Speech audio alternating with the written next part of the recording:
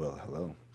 Because everybody here is quite familiar with the way that I speak and the way that I do things, um, what I wanted to do was just meditate on a quote that I'd heard. And I find it very, very intriguing. And what I will do for everyone that is not familiar with the way that I talk, and for the people that are, especially, I'll wait for the people that normally would show up to hear me speak live. So I'll do them a favor because they show up. And for the new people, you can get familiar, as they say. I think it originated in the Northeast. I think you get familiar. I think that was like Baltimore, D.C. lingo. But who knows? You can't. It's really difficult to. What's up, Will Johnson? It's difficult to, locate the source code of anything other than self. And so I'm gonna leave this open for a few minutes before I give this meditation and turn it into some sort of artistic expression using tools, using the arts that I have at my disposal. So we will wait a few moments. Hopefully everyone's well, or or springing or fountaining, or pick a word of your choosing and be that. As Redman said, I'll be that. If you don't know, now you know.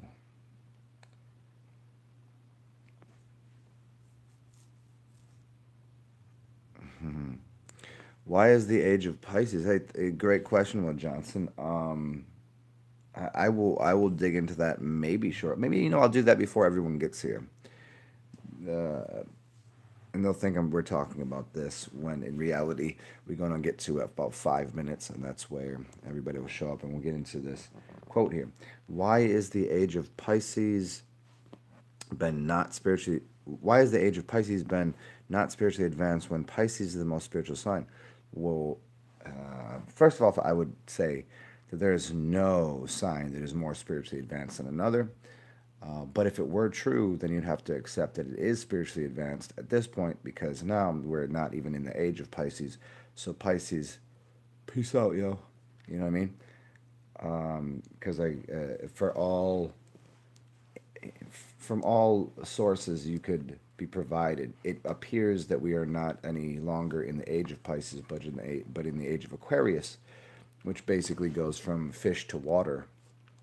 So this goes like the Fisher King and the whole idea of the Bible and the fisherman and all of that. And then what envelops fish? Water. What's around the fish? Water. Water is a higher state of being. What's what's up? What's up, Al? Good to see you. And so the age of Aquarius has nothing to do with spirituality or advancement. It's just a certain frame of time. It's like this: if you were to go and ask a 2-year-old how spiritually advanced they were, and ask somebody that was 60, who do you think is gonna be more spiritually advanced?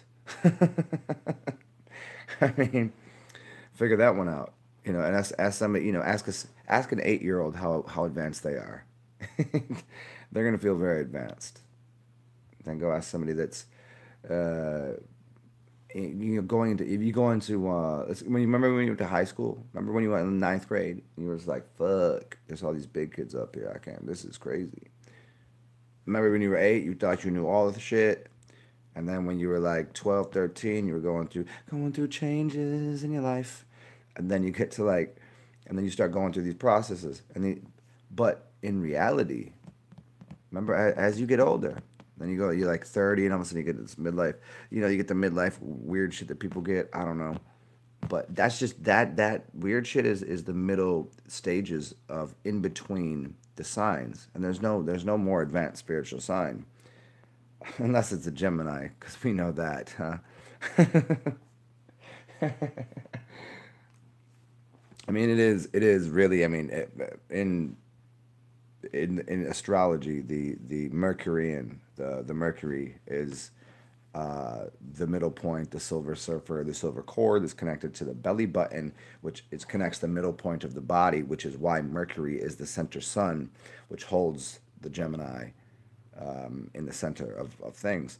It doesn't make it better. It doesn't make it worse. It just makes it where it is. And every other sign has its little place, and that's within the way that we're observing it. If we just use the what you call the planets, and I do the little quotes there.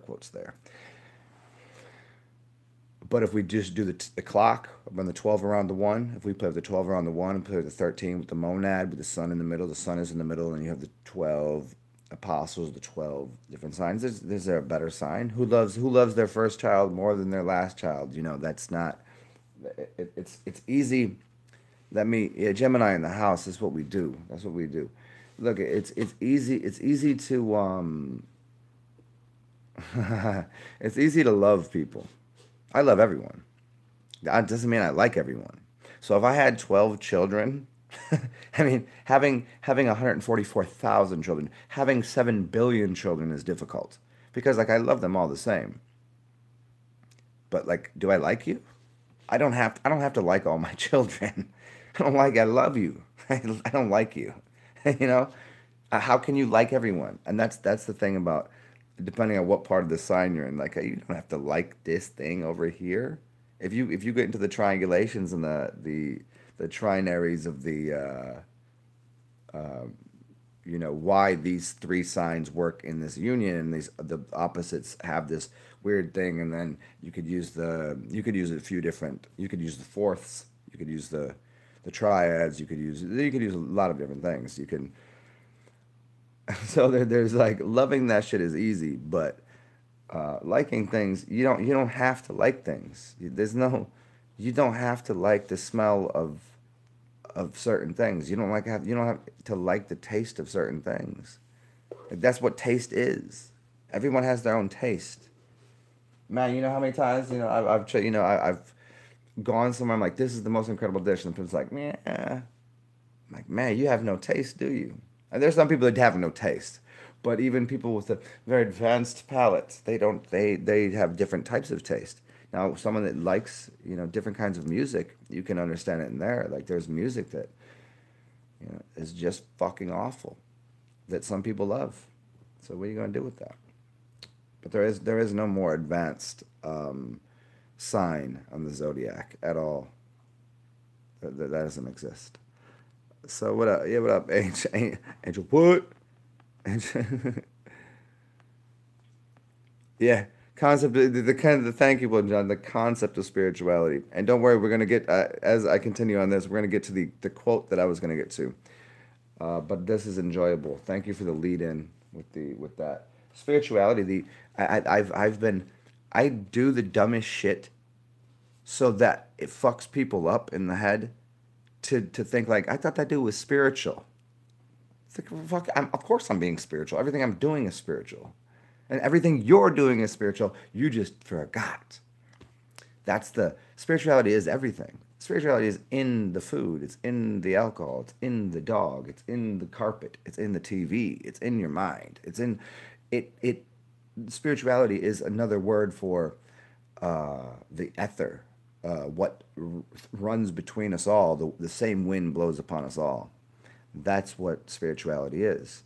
You could call it the Tao or the Tao. There is nothing that is not the Tao. There's nothing. So call it spirituality, call it God, call it the Tao, call it any word you like.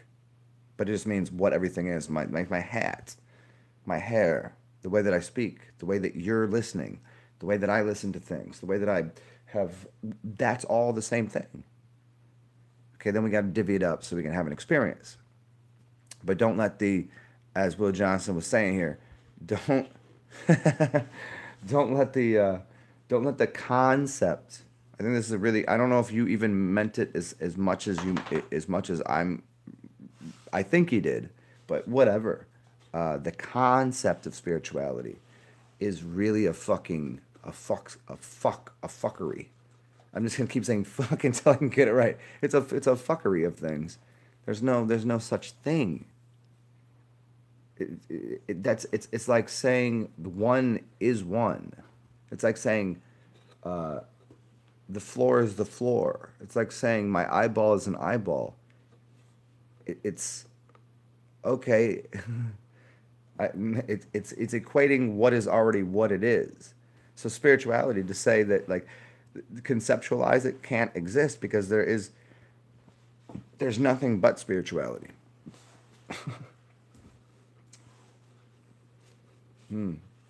So we'll hopefully that helps some people out there in the universe.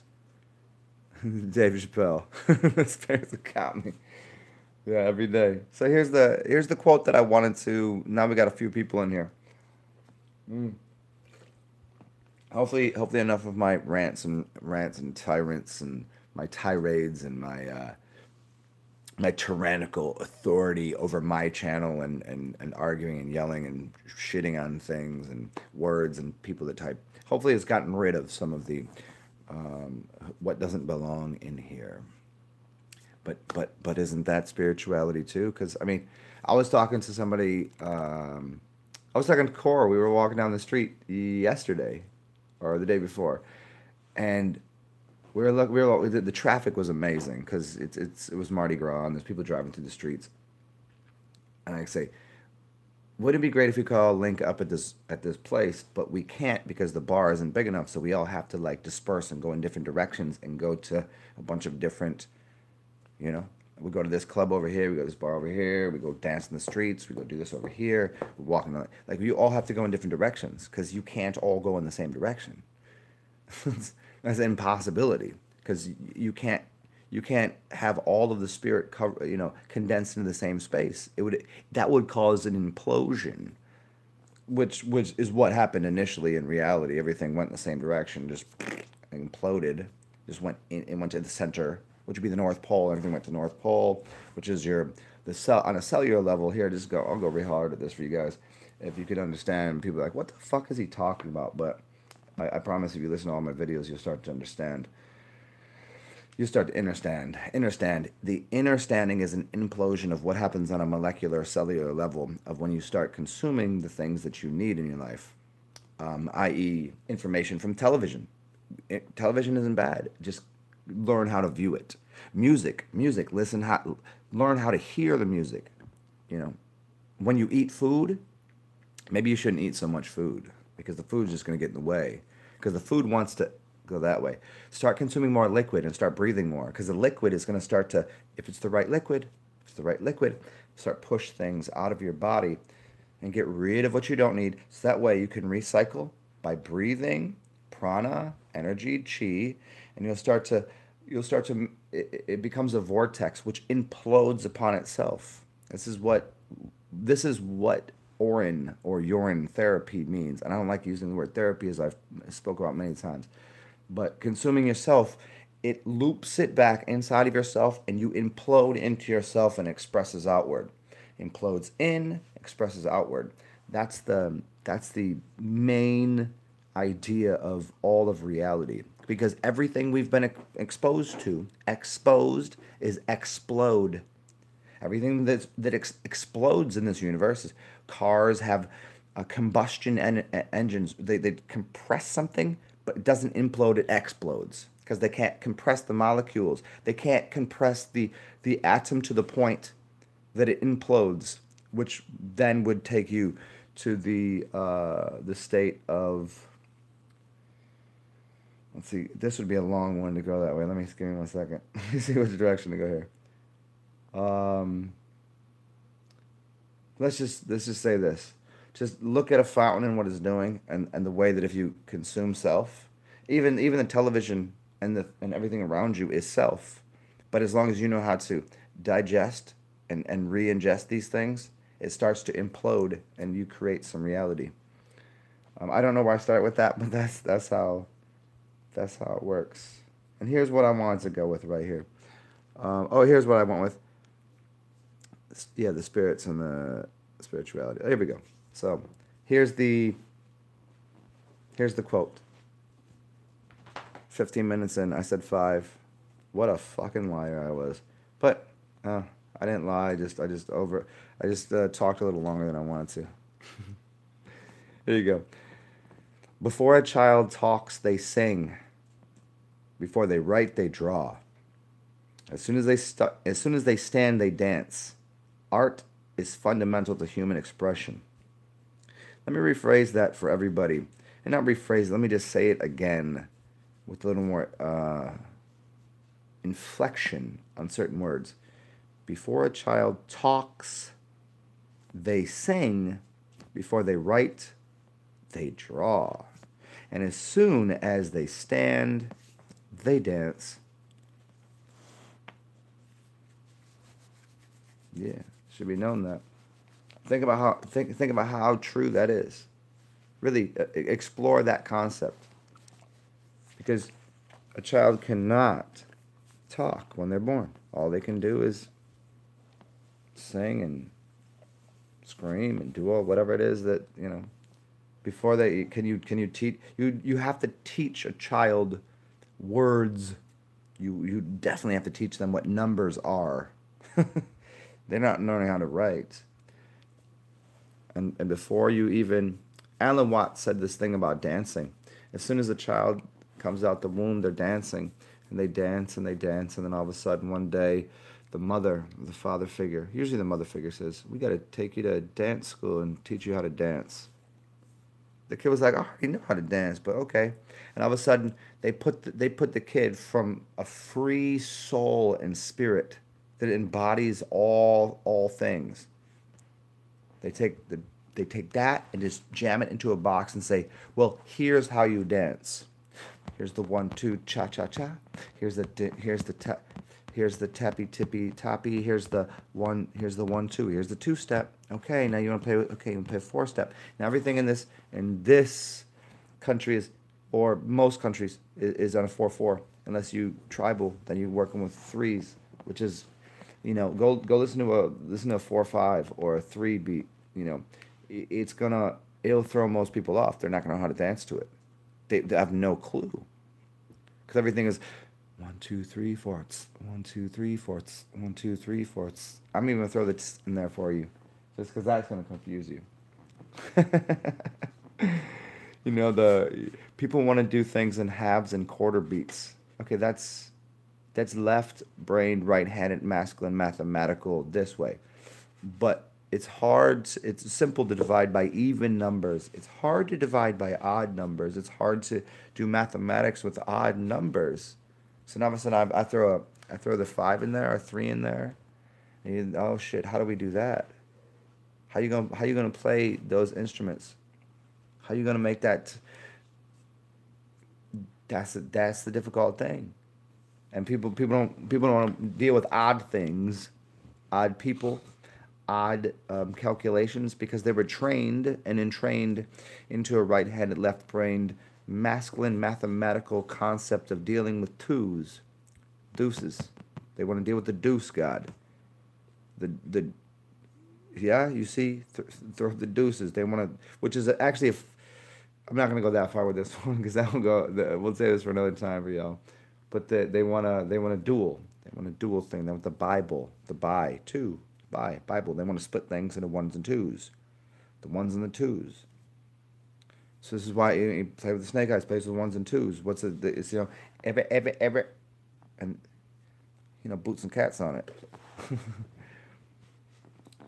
But that's just one version of the architecture. It's not the best form of. Ask yourself a very simple question: if you were going to go build a bridge, would you build it in a box form or a triangle? So would you do with 4s, which is dual, which is 2 4 6 8, or would you use a triangle? Well, I remember one of my earliest classes on. One of my earliest engineering classes, they said, "Here, take this super glue, take this hot glue, and take this balsa wood, and we want to see how strong of a bridge you can make." And we'll just give you a little hint here. The strongest shape to make is a triangle. Everybody built the same bridge, but the types of the angles they'd put in there and the triangles they'd put in there would be different. I mean, so go look at the architecture of any bridge. You'll see they put zigzags in there. They put triangles in there because the the bearing of the load of the weight gets divided up differently. If you went with a box, it would collapse. It couldn't handle the weight because then you're just dealing with two ones. It would go. But if you deal with three things,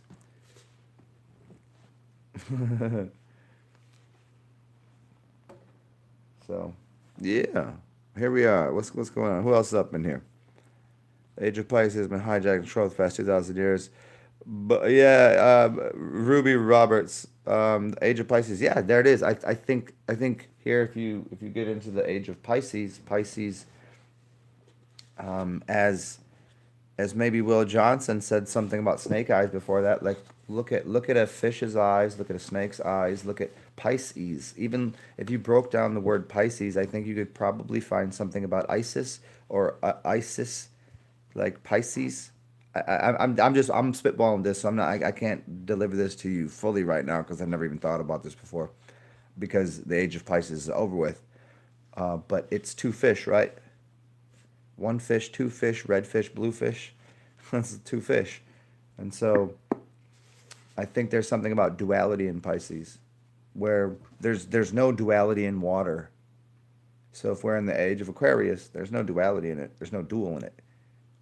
Two fish can fight in water, but water doesn't fight the fish. Water contains the fish. So thus the man that carries the water bearer, Aquarius, the Aquarian comes through and just says, okay, whatever, you all fish in a bucket, shooting fish in a bucket. We fish are kings out here. But in the last age of, if we want to look at it, the age of the Pisces, there was so much to do with the Fisher King and, what you'd consider the Jesus, the Isus, the Jesus, however you want to say the name if you know how to spell it correctly. But there's always a divide in who Jesus was. Was he white? Was he black? Was he? Never let never let him or he be a she or a woman, even though we know in Hebrew that actually he means she, so, or female, or hey. Like there's a whole way of playing that game, but that's still, even in that, is still another dual system. And in the age of this age that we're in now, I think we're at that bridge of that. I think the 2012 to 2020, 2012 to 2020 is the middle, that kind of cusp situation where it's in between the ages. That's what I think it is. But, then you got people saying, well, there's 1,000 years, maybe 100 years or 1,000 years missing in the calendar. Okay, maybe, but who cares? I didn't, that's not my calendar. I didn't make any of the calendars. I made my own calendar. Thus, we get back to creating our own creation. Let me see what's going on here. What do you think about the Mary Hardy Holy Grail Vortex? I don't Inferno Earth, I don't know anything about it. If you want to, you can send me something on that. Send it to me at my Theoluminous, or again, after the video, just put it in the comments below. But even that, I barely get, dude, I had fucking 60 comments. Like I woke up the other day, I had 60 comments, and then I looked in my mailbox and there was 3 comments. And then I was like, where the fuck are the comments?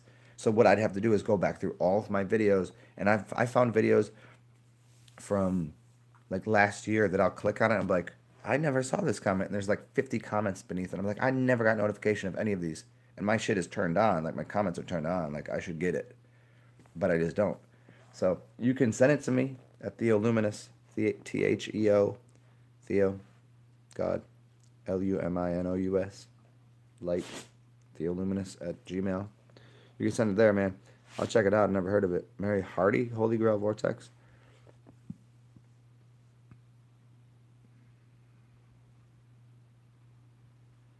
Branches. Returning to the gold. How upset would I be if all your age June were to totally disappear? Man, I mean, it wouldn't bother me that much, man. You can always make more. Fresh urine's good. Aged urine is just it's an amplified. It's kind of like this. Eating grapes is a great thing, but drinking wine is a greater thing.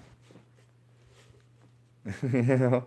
I mean, what's the I fucking love grapes, especially Concord grapes. Those are the joint, man.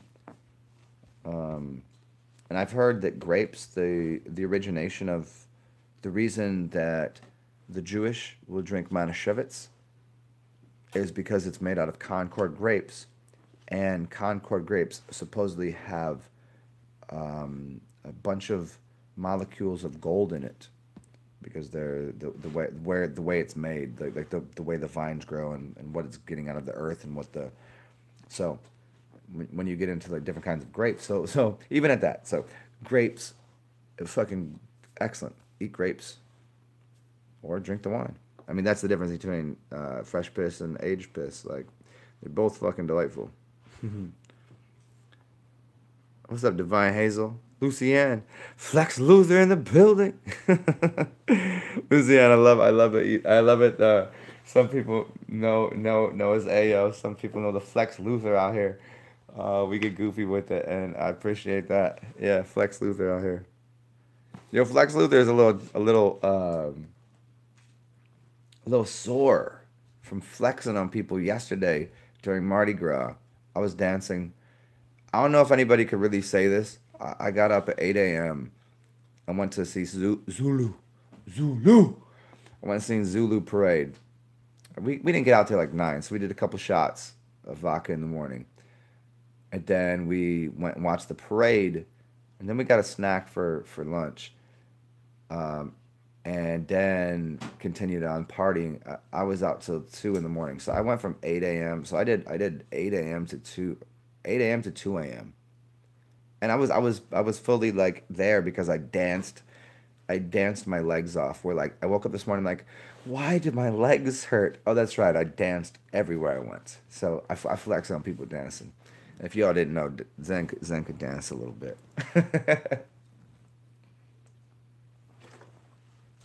I think my calling should have been in either dancing or something, like maybe drumming. But Will Johnson, you responded to my comment on the Hunter S. Thompson. I didn't get it. Will Johnson, the Hunter S. Thompson Keith Richards interview. Oh, what did you say? Did I respond back or see? I didn't see it. I don't think. But yeah, now I remember the video. It's fucking hilarious. That's fucking hilarious video. Lucianne in the building. uh, Fun times, fun times. And it just is a friendly reminder to everybody. I said fun seeing, yeah, funny seeing your hair, yeah, yeah, because I don't have a Hunter S. Thompson tattoo on my leg at all. Keith Richards, that shit is bonkers, yo. And just as a friendly reminder to everyone, you all need to come down to New Orleans, and you do not have to come for Mardi Gras, even though Mardi Gras is the greatest. There's so many other festivals down here. Jazz Fest is really good. It's a little expensive, but there's also a bunch of other festivals. One that is 3 or 4 days of free music in the city.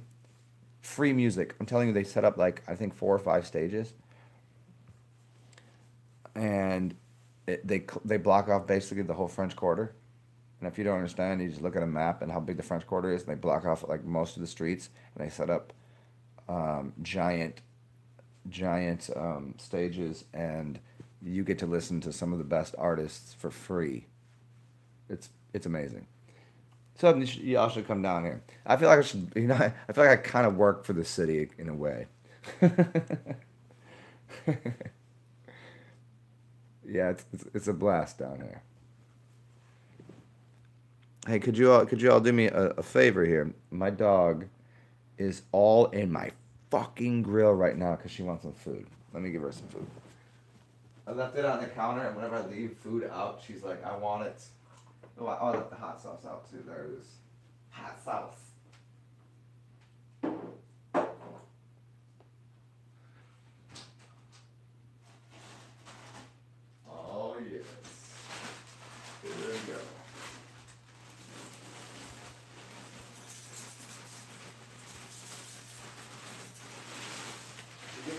put some. Dude, relax. Let me put a little moisture on that shit for you. Yeah, dude, relax. There you go.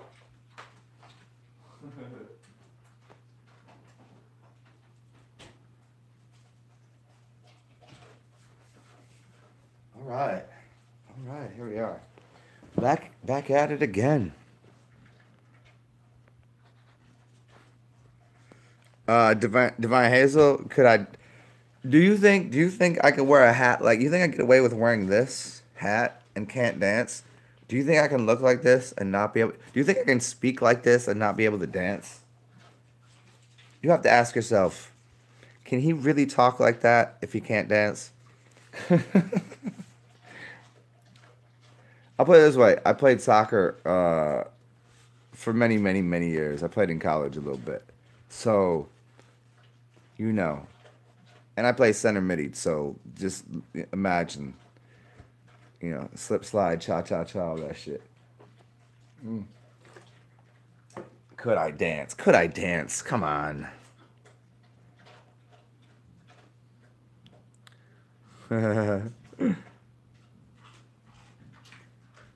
Flex is always in the house. Jazz Festival in Canada is so epic. Yeah, Divine Hazel. Yeah, Jazz Fest down here is March, end of February, early March. Wait, hold on. Wait. What dates are we at right now? Hold on. We're January, February. No, excuse me. It's end of March, early April, maybe. I have to go look at the. Might as well look at the schedule right now. Let's see when it is. I'll tell you this. I'll tell you this, guys, because what the fuck else I gotta do right now? Let's see. Let's look up the New Orleans festivals.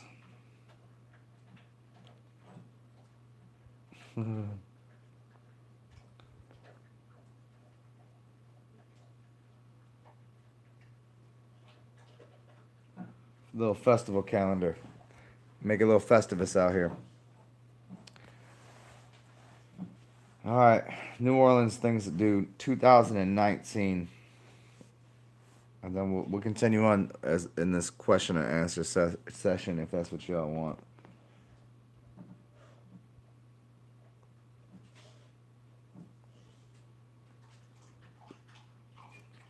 Can you just give me the calendar already? Let me see when it is. Okay, well, so many. Oh, okay, we got the Jazz and Heritage Festival. We got the French Quarter Festival, what you're looking for. We got Voodoo, we got Essence, Satchmo, Bayou Bungaloo, the Ponderosa Stomp I never heard of, Crescent City Barbecue Fest and Blues. Every Wednesday, I said Buku earlier. Let's see, the Zydeco Fest is nice. That's a fun one. Central City, Downtown Music and Art Fest. This must be new. And a Ferret Street is great. That's 2 days of it. Jazz in the Park. That's just a every other week occurrence. They got a Praise Fest I know about. Wednesdays, blah blah blah. These are just kind of local. Oh, here we go. What's today's date? Let's see. Next thing we got is Buku is down here on the 22nd. And then the French Quarter Fest is on the 11th, which is when people should come. The 11th of April. French Quarter Fest is free. They don't really let people know about this outside of the city because they don't want to. There's too much. It's just kind of like for locals, but I'll put it out there. French Quarter Fest is fucking amazing. It's free through the whole city.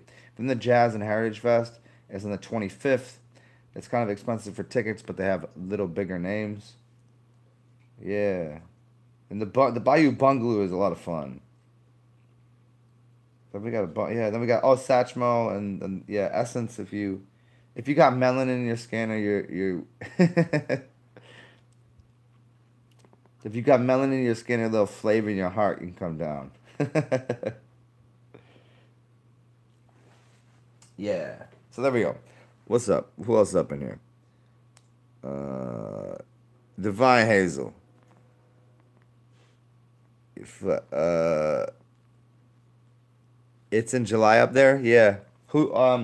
Is it the same? Do you think? Hey, Divine Hazel. Do you think it's the same lineup? Do you think the you guys just get the same lineup and bands that are coming up there, or is it your jazz fest?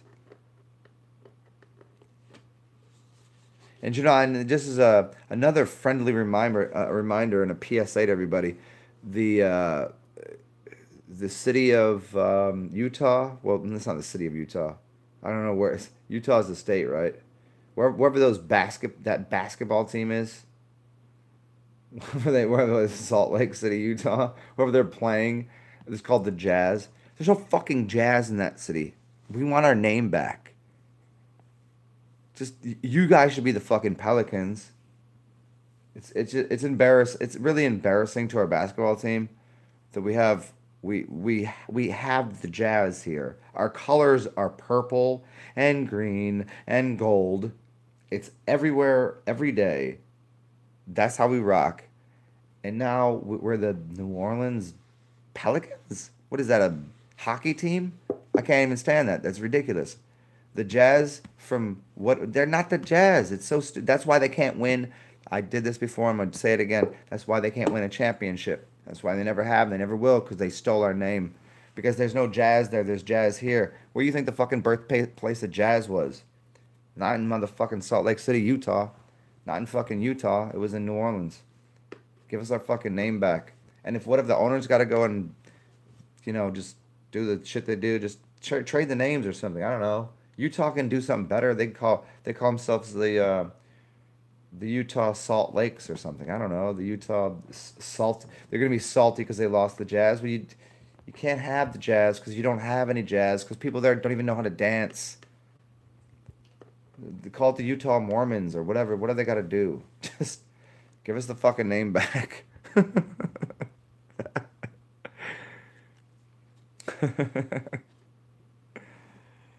Uh,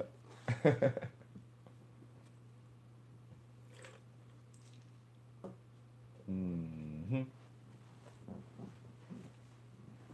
Anybody in here want to hear me speak about what's on your mind? To be a friendly. Maybe what I'll do is I'll figure out how these people do these call-in shows. Would you guys like this? I'll do a call-in show. I'll try to figure out how to do that. I do it on my phone, like I said, and I haven't figured out how that shit's done on an Android. But I might have a computer available to me where I can do like link up through like I don't know. You just call a couple digits and you can talk to Zen live, and we'll talk some weirdness. Would you guys like that?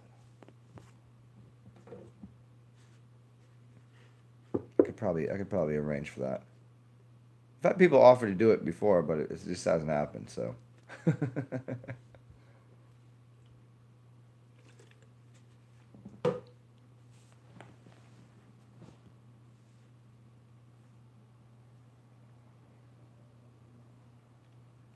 Lucian, what if you have a blank mind? Where are you? Let me see. Oh, yeah, you're the same place you are right now, which is right where you are and everywhere else too. It's called hyperposition. It's kind of in between. You know when you're going to sleep at night and you know you're falling asleep, but you're also getting in the dream world, but then your body kind of like wakes up and you hit that little spot. You're kind of right there. It's a very interesting place. You can't stay there forever.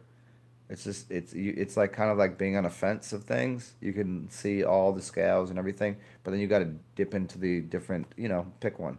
Or I mean, it's not one or two, but it's pick something. Yeah, that floaty state, man. That's people don't get it sometimes. Like all things that can get you there. Some people like caffeine, it buzzes them, and some people like to smoke tobacco. Some people like to smoke weed, but you're just going. people that smoke weed usually people that smoke tobacco, people that do caffeine, nicotine, and then you have depressants. Then you have there's all of these waveforms that people who try to get their mind to that place, which is the center point, where which literally is the point between being awake, like right now, and being in a sleep mode, which is death. Or, you know, I'm gonna try to explain it one more way. The orgasm in French, like what they in France, what they say it's called the little death. That little death is that point where you go, oh, and you fucking just lose your mind. It's the same point as doing nitrous oxide. I don't know if anybody's ever been to the dentist or just done whippets. You call whippets or nitrous oxide. It puts your mind into that state of just right here, and you can find yourself on either peak or valley. Or it doesn't really matter because they're both. It just you it's not dissolving the ego, and this is what people need to understand. You don't dissolve the ego. Even when I've been at those peaks and valleys and at the center point, you still have to identify with self, with what you are, where you are, or else you become a drooling idiot. And that's, don't worry, we all been there. But this is why everybody's like, oh, we got to dissolve the ego, get rid of the ego. No, if you get rid of the ego, you don't have an experience, because the ego is the housing center of memories and imagination of the future. You don't get rid of it, because then you're a babbling idiot. You know, you're you want to be close to Pooh Bear, the Tao of Pooh, which means be childish, but eat the honey and bees flying around. Is like not. You're just curious about everything, but more advanced. It's more of an advanced process than that, because the ego is still. Because what are you going to do? Just stand there and be a fat pig eating honey every day? That doesn't. Pooh Bear was a teacher to so many, but are you reading Pooh Bear and the honey bees and all this as an adult? Maybe some people should. The Tao of Pooh, and then go read the. Do you ever read the other one? It's called the. Oh, who's the other one? Yeah, let me see if I can find it right now. I don't have it in my mind because I've only seen the book. I haven't read it, but it's another one. It's one of those characters, because each one of those has a specific, you know.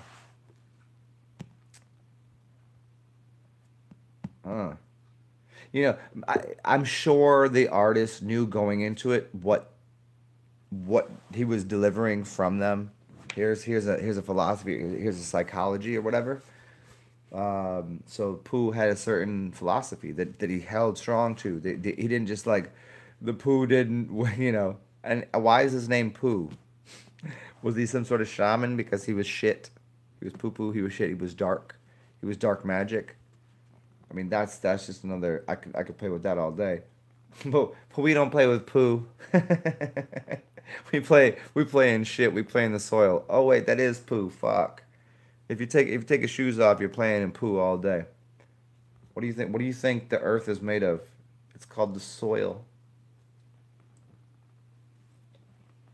People don't want to walk in dog shit, but imagine if you take your shoes off, everywhere you walk, some dog has shit. Some human has shit, some bird has shit, something has shit. There's poo everywhere.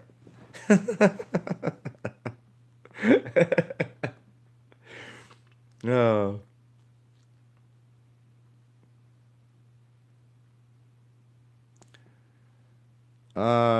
Lucian, yeah, I know, I still have to figure out the chat with Zen on my PC. Hey Lucian, how do you chat with me?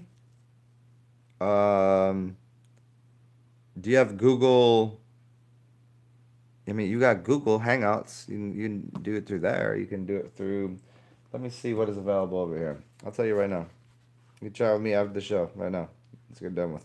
Do it. You talk to me live? Here you go. What do we have here? What application would be best?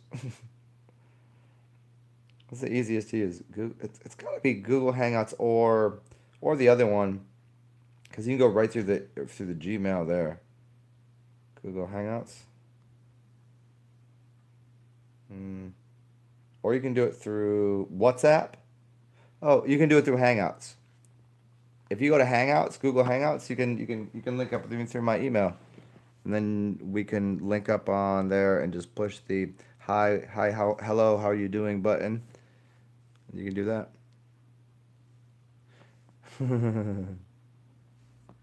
Lucian, for sure.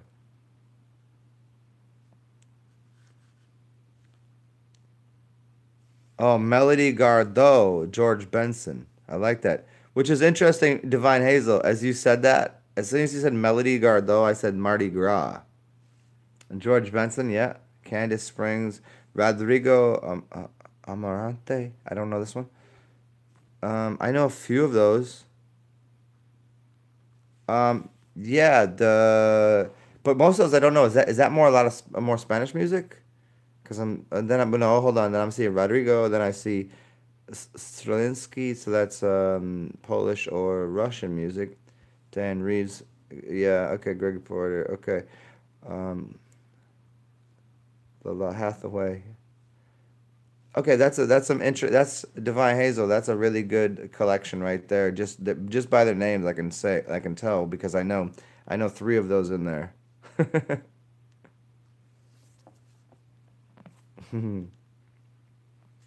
Oh, that's okay. That's all jazz. Okay, yeah. I mean, I know Layla and George Benson and what else here? Yeah, yeah.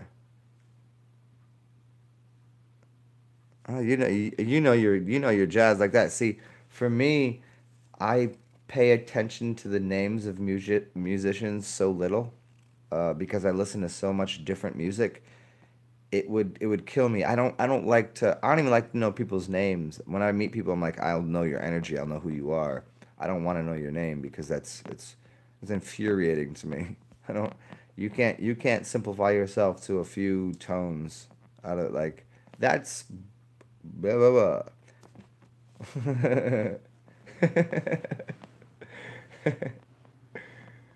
I mean, if I had it my way, I would call everybody the same thing. I'd be like, oh.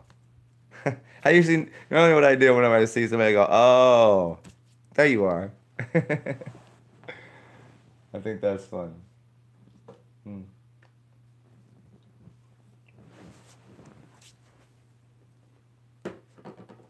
Here we go. Let's upgrade the party into a. Let's see what's in this cup here.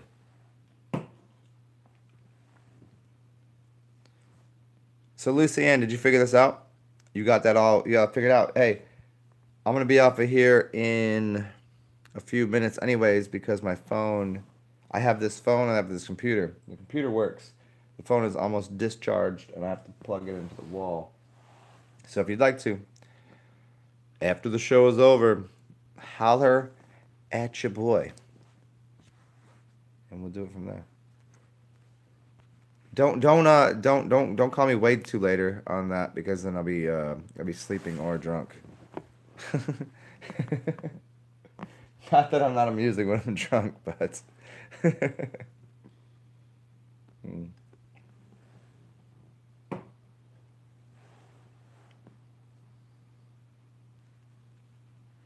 Oh, Divine Hazel, that's who's playing at the festival. I thought you were saying you knew all of those.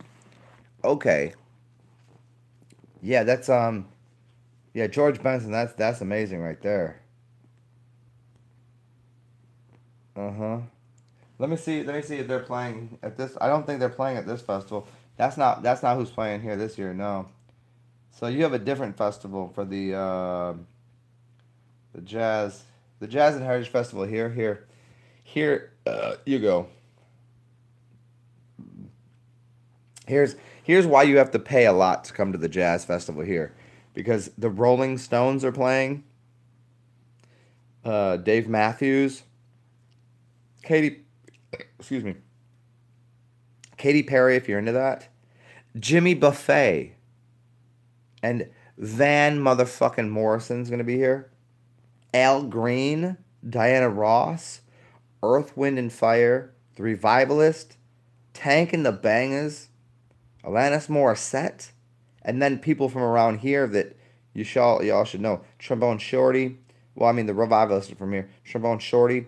And then you have Leon Bridges, Kiara, Pitbull, some Diana Ross, if I missed that.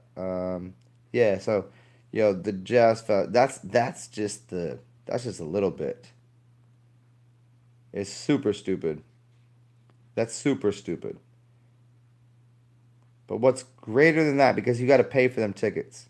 You come pay for the tickets. I mean, it's going to be awesome. It's on a huge. It's one of the biggest parks. It's one of the biggest city parks in the country. The French Quarter Festival, which is 2 weeks prior, is actually I got it wrong. It was 11th, 12th, 13th, and 4th. It's 4 days. And who's playing? Oh, come on, they're not gonna tell me right now. Oh, here we go. Irma Thomas. Let's see what else we got here. The Walter Wolfman Washington, Barbecue Swingers, Brassaholics, Cyril Neville. You know the Neville brothers. Yeah. The big old brass band, Flow Tribe is out here. Kermit Ruffins. You can watch these people for free.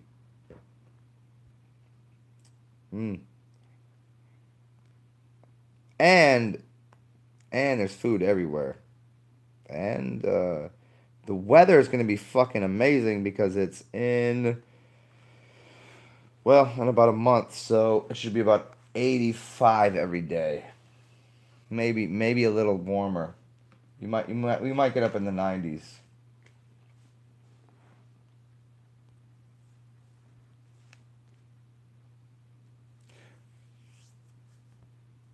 Oh, Divine Hazel, so you can go watch 350 of them. See, yeah, no, here it's either paid for or it's free. That's cool though. You can watch some of the music for free and some of it's paid for. That's really cool. That's really cool. So basically, the city pays for the 350 of them, but then it gets paid back because all the tax money and all the people coming in, eating, drinking, and being. That's awesome. Mm. Yeah, man. See, it's so hilarious. It's the 6th of March, and it's the day after Mardi Gras ended, and I'm already like, okay, what are we doing next? And what's great about this is literally in 2 weeks we start a concert series, um, for free on Wednesdays, a few blocks down from me. And let's see who's here this year. Yep, Mark Broussard is coming here for free. Crazy. Rumpelstiltskin. I haven't heard him before. Yeah. So 2 weeks. It's not even 2 weeks. Yeah, I guess it's 2 weeks right on the dot. And then we got Buku, which is an awesome festival. Lana Del Rey, A$AP Rocky, Dog Blood. I don't know. Kevin Gates, Grizz. I mean, it's a little more like funky, younger shit, but it's they got a bunch of different. What are they doing this year? Convention Center. Yeah, it's a fun time. Anyways, now I'm just talking. Now people are like, is this channel just devoted to selling people to come to New Orleans? Like, no, shut the fuck up. Like I did one video just. I got interested in what I'm gonna be doing the next couple of weeks. I thought I'd share that. It's funny. I can hear like the minds of people in the background. Like, well, I thought he's been doing videos for 2 years just so he could tell people to come to Orleans for these festivals. No, you fucking morons. That's not what happens. That's not for you guys. That's for the people in the future that listen to just this little part of the video. Like, why is he saying that?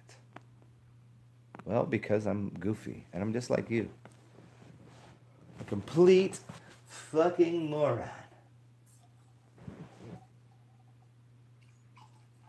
So I'm just waiting for anyone to come into the room and ask me something, have a conversation about anything. You want to? Let's. I like these longer talks because they're funny. Because if you can't get through 10 minutes of me speaking, then you don't deserve what happens in an hour in. So when we get into this hour in mode here, then this is where we can dive in really into the deep, thick, muddy, murky waters of whatever it is you want to know. I could answer most questions at this point for people. It's that wavelength we were talking about earlier, to be in that state of Om.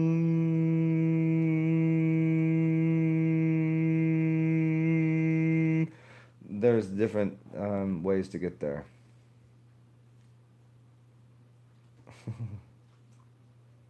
Yeah. And so when you're there, you're capable of accessing what some people would call Akashic records. I can't access all of them. That's outside of my bounds, especially being awake. You can access them when you're sleeping, so it's hard to bring them back. Mm. Meow. Let's see what's going on here.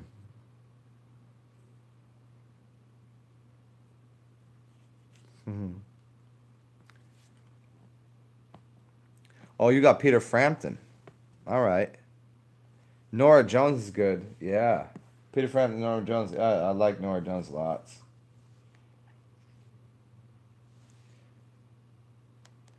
Strokes. Oh, you talking about the band, The Strokes? Or you talking about strokes of like different strokes? Talking about stroking off? You talking about beef stroking off? You talking about like heart strokes? So I would assume that's what you're talking about, but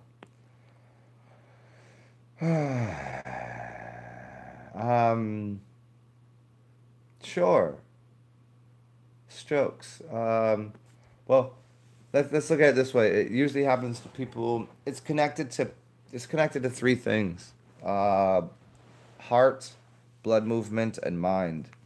And so,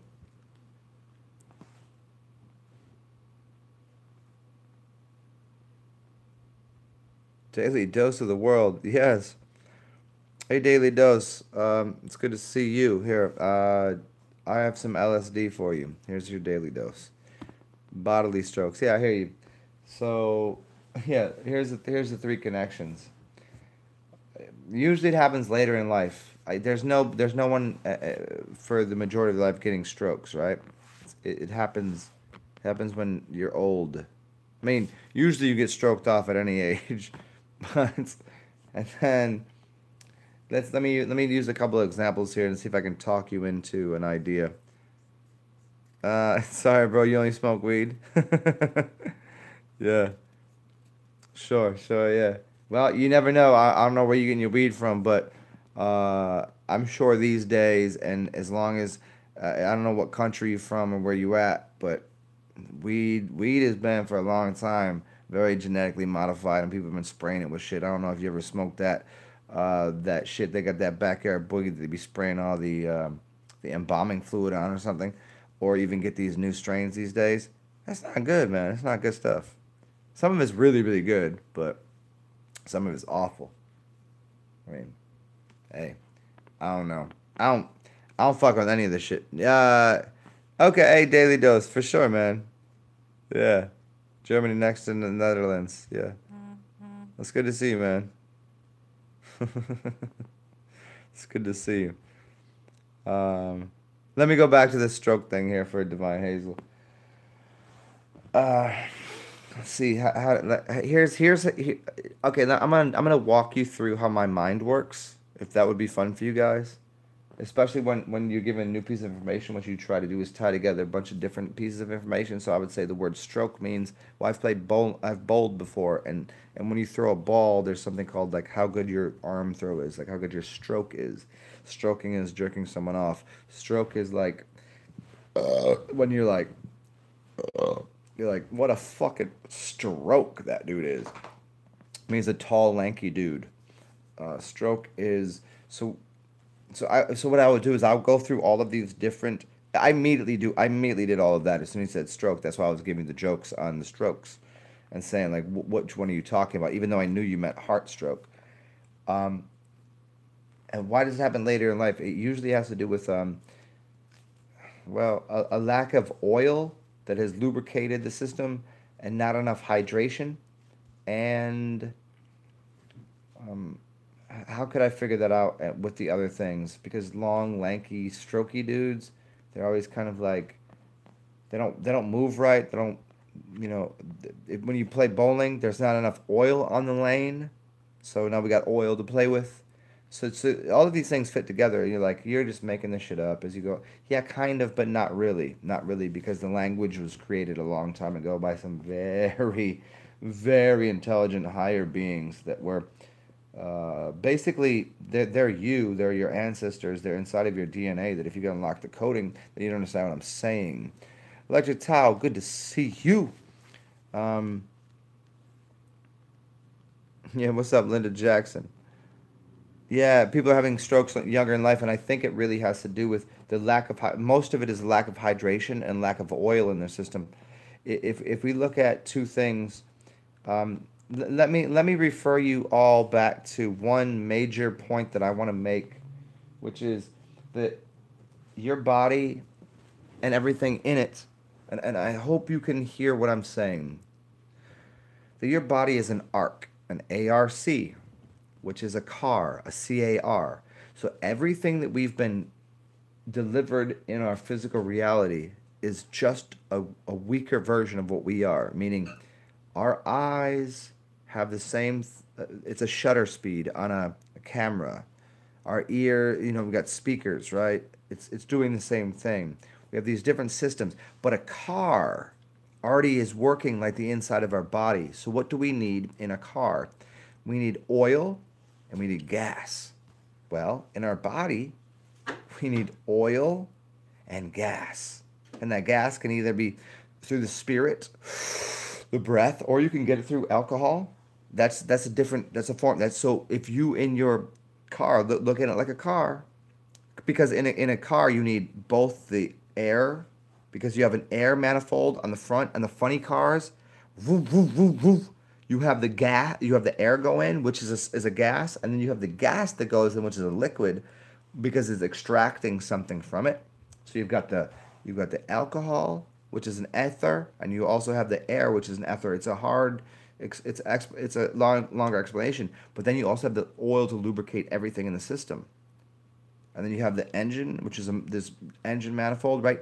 But the reason why people get strokes at a younger and younger age is because they've stopped lubricating their system and they stop drinking water. So everything in their body is drying out. Is drying out. Like what happens when you cook something? What happens when you put something on a dehydrator? You dehydrate, it becomes all. Ugh. And now if you imagine like old people with the old wrinkly skin and shit, imagine what's happening inside of their body. They've literally their every cell is doing the same thing. If one cell is every cell, then every cell is doing the same thing as the original cell. If the original cell is being dehydrated, and it's gonna push out and the skin's gonna look all. Ugh. I've told you this before. Watch me for a few days, and you'll see me get dehydrated slightly, almost like raisin like.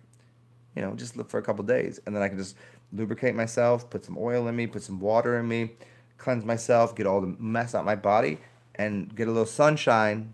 That's a little secondary note. And put my feet on the earth to ground myself out, and I look like $1,000,000. And that's what's going on with people stroking out early, is they're taking things, salts, dehydrating. Salts are removing water. They're getting less water in their system. They're getting less oil in their system. And they're using a bunch of other salts, which are pharmaceuticals, which are 90% salt. And so what they're doing is dehydrating themselves to the point of that they can't even, you know? So a stroke is a lack of oil, water, too much salt. And what that salt will also do is cause an electrical discharge in the system,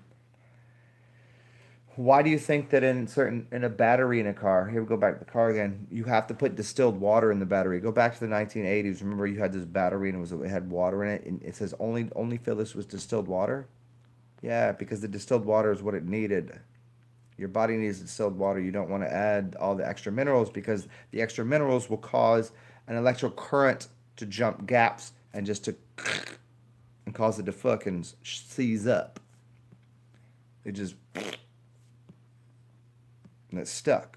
Can't do anything about it. But the distilled water, you can't. As much as the body is an I can't. Maybe. Keep that part there and then go to this part. As much as the body is an electrical magnetic system, water in the ocean that is salty versus water in a pond which is clear with no salt in it, there's just something a little different there. Just the same way in the body, there's something a little different.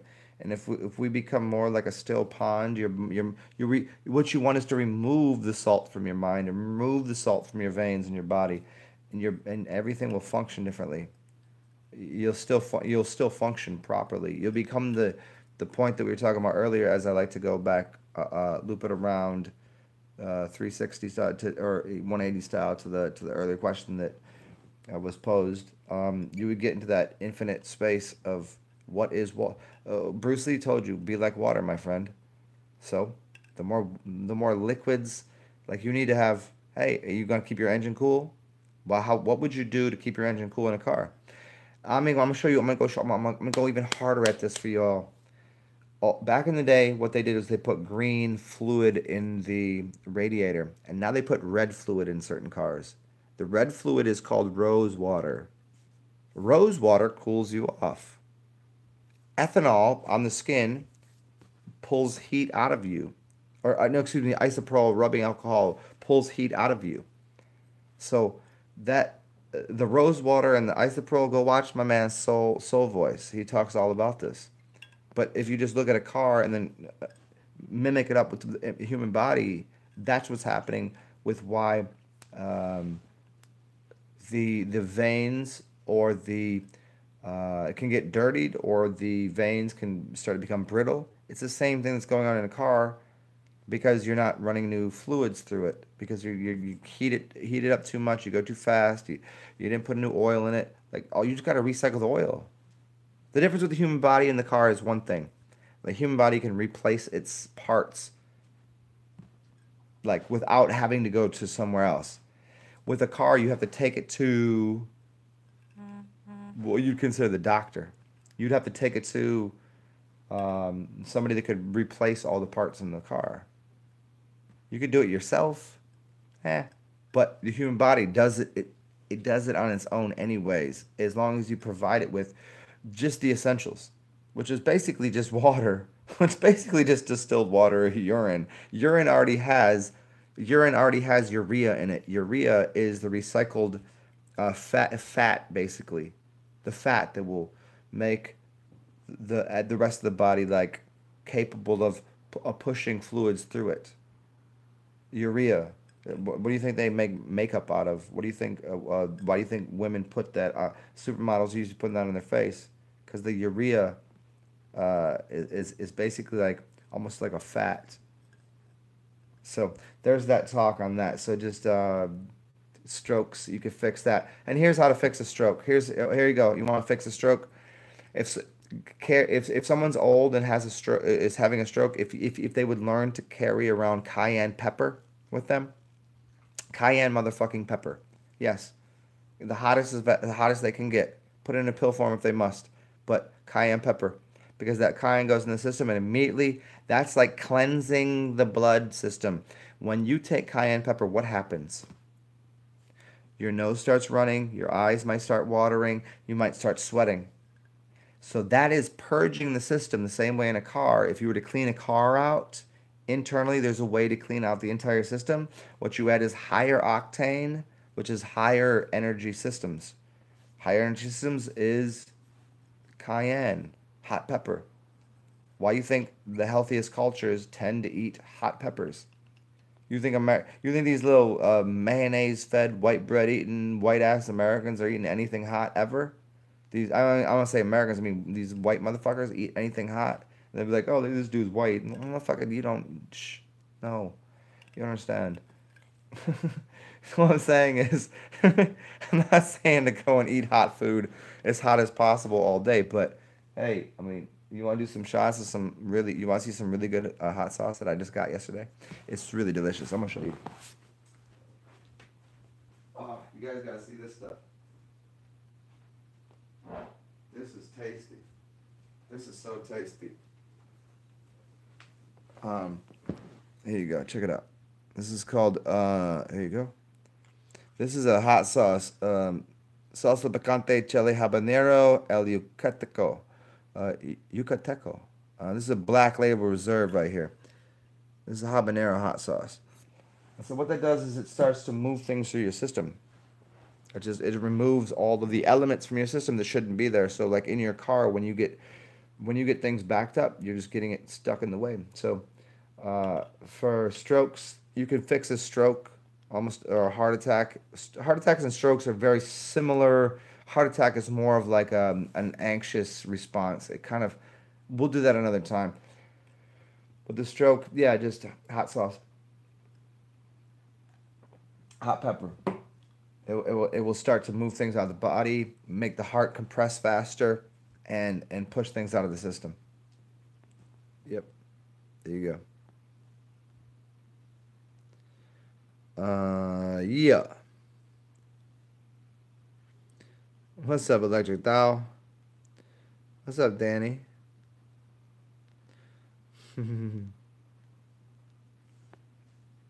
Lucienne, for sure, for sure. Linda Jackson, your mother did not have, no. Your mother did not have a stroke because of smoking. Um, let me try to explain that for you if I can. What was she smoking? It wasn't smoking tobacco. It was the elements that were putting when you smoke anything, you're putting that elemental into your system. If it happens to be the pure elemental, which would be cannabis or tobacco in of its own form, or nutmeg or cinnamon or bay leaf or it could be anything. Those things don't cause anything but maybe a heightened state of awareness. When you start putting chemicals in there, you're ingesting them into your lungs and then they're getting lodged into your system. So after a lifetime of doing that, at some point your body is just going to be clogged up from it. It wasn't the actual act of smoking. In fact, smoking in every way, if you're smoking the right thing, is a remedial practice. It's a remedy to things. So if you are snotty and cold, you would go smoke a cigarette because it's hot and dry. So snotty is wet. Cold, you would smoke a cigarette. I, I've had a stuffed up runny nose and I've smoked a clove before. Clove and tobacco and cinnamon and whatever. And I'll smoke that and all of a sudden I'll just start coughing up all of that, whatever lung chunks, that green buttery starts coming out of me. So I'm like, there's no way I smoked one because I don't even smoke. I ain't even really, I mean, now and then, but not really. Like, no, I'm not a smoker. So how could one cigarette of these certain elements cause me to have all of that phlegm? Well, it didn't cause the phlegm. It was removing the phlegm from my system. So in that sense, you have to recognize that the smoking in and of itself ain't the problem. It's the smoking of what, you know? I hope that makes sense to you.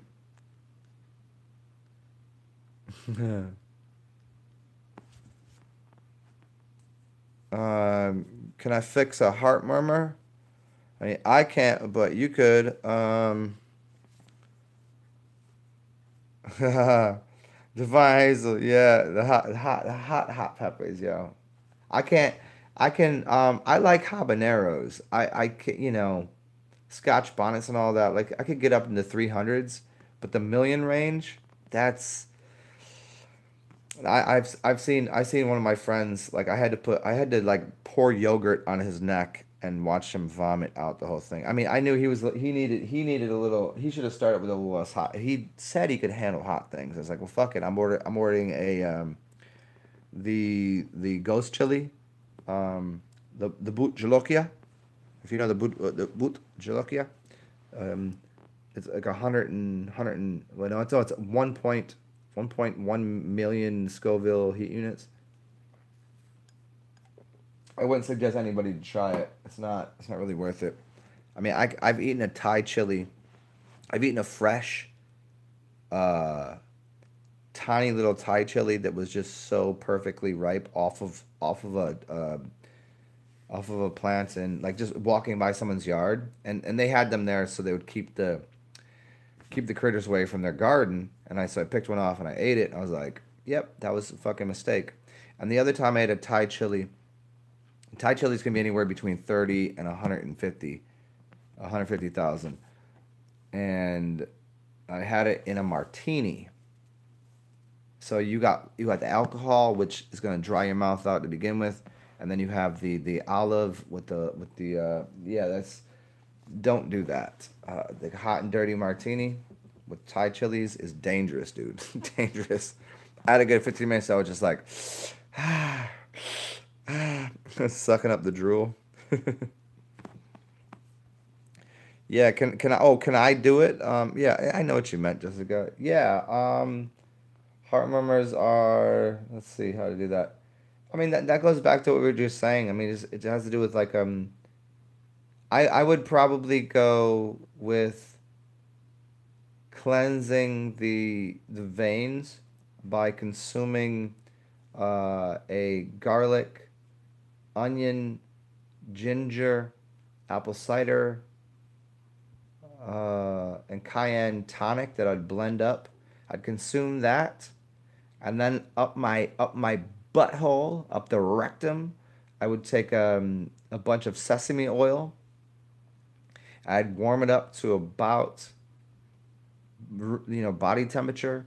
I put some turmeric in there, and I maybe put a little bit of ginger in there, and then I would give myself a basti, which means I'd put the oil right up my ass, and then I would go to bed. I would do it right before bed, and I would lay down, and I would put a towel underneath you because you might fucking shit or fart out a little oil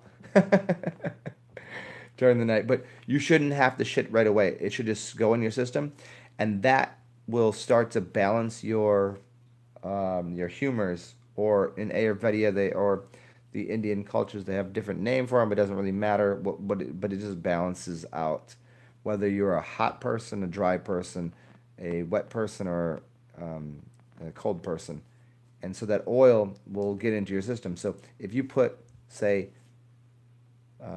8 ounces of oil in you, and you wake up and you realize there's nothing coming out of your butt, then where did the oil go? It went to lubricate your entire system and balance you out in some way. And it's going to take all of those elements and start to um, um, lubricate your veins and your arteries and all of that, and get to the point of there. It's going to have to it's going to make its way through your heart as well, and your heart needs to be lubricated.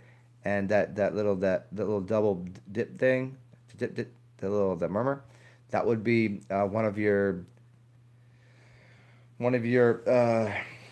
how explain it? Well, you have what is it? Two, four. You have six portals. No, is it eight portals? Four coming in, four coming in, four coming out, something like that. And they have basically doors on it, and some of them doors can get jammed up, and they get kind of. I mean, imagine having a sticky door in your house. It's basically working the same way. There's a video I'd like to put you onto. I just don't know it off the top of my head.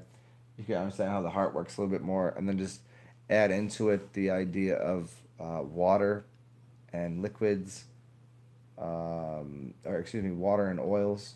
I know they don't mix because they're not supposed to. Water goes one way, oil goes another. Like the oil becomes the veins, and the water becomes the thing running through it.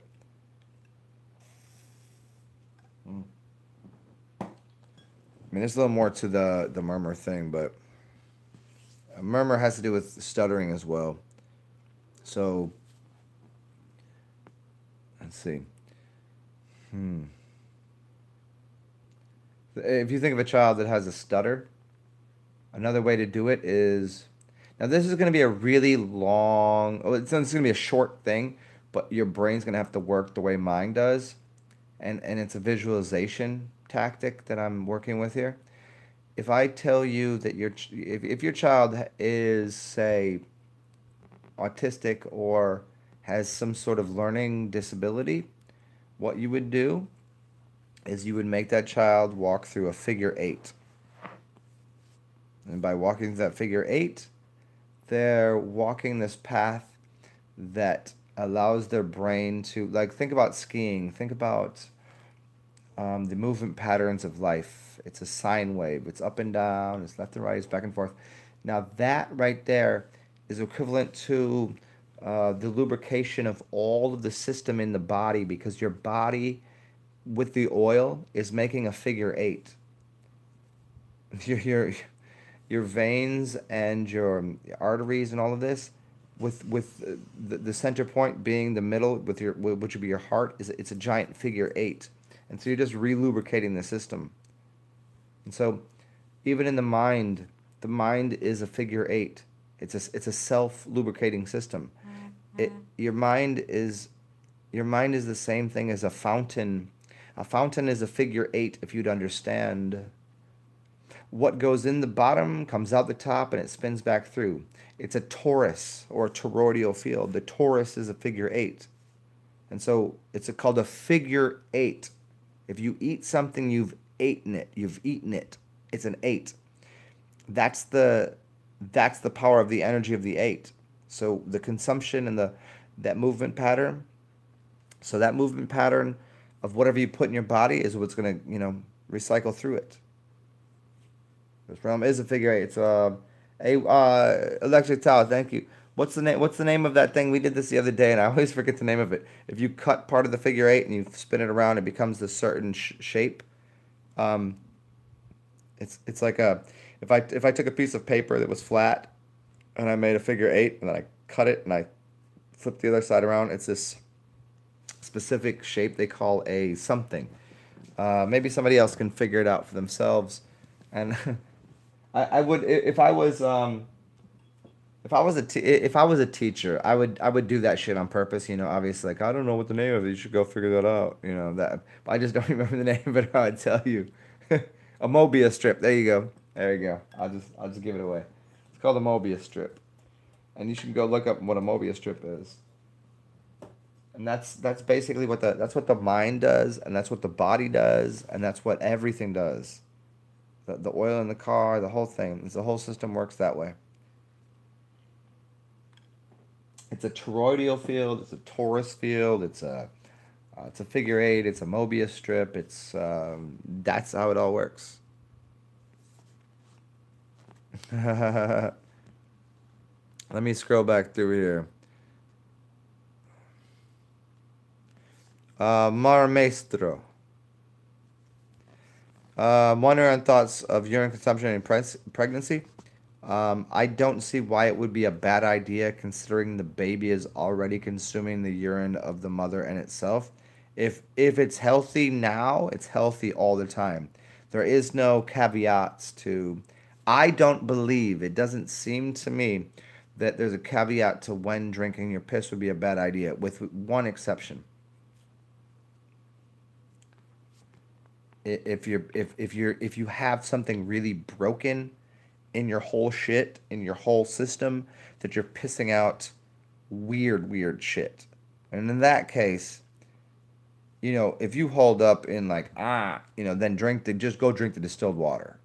Have somebody get you distilled water. If someone's bringing you something, because you can't even, then that. But if the mother's walking around healthy, eating well, doing well, I think that would probably be the genius thing to do. I think it would be. It supposes itself onto me that if we can use this mathematical equation, if A equals B and You know, if A plus B equals C, then we can work this out, right? I could show you mathematically how this would work.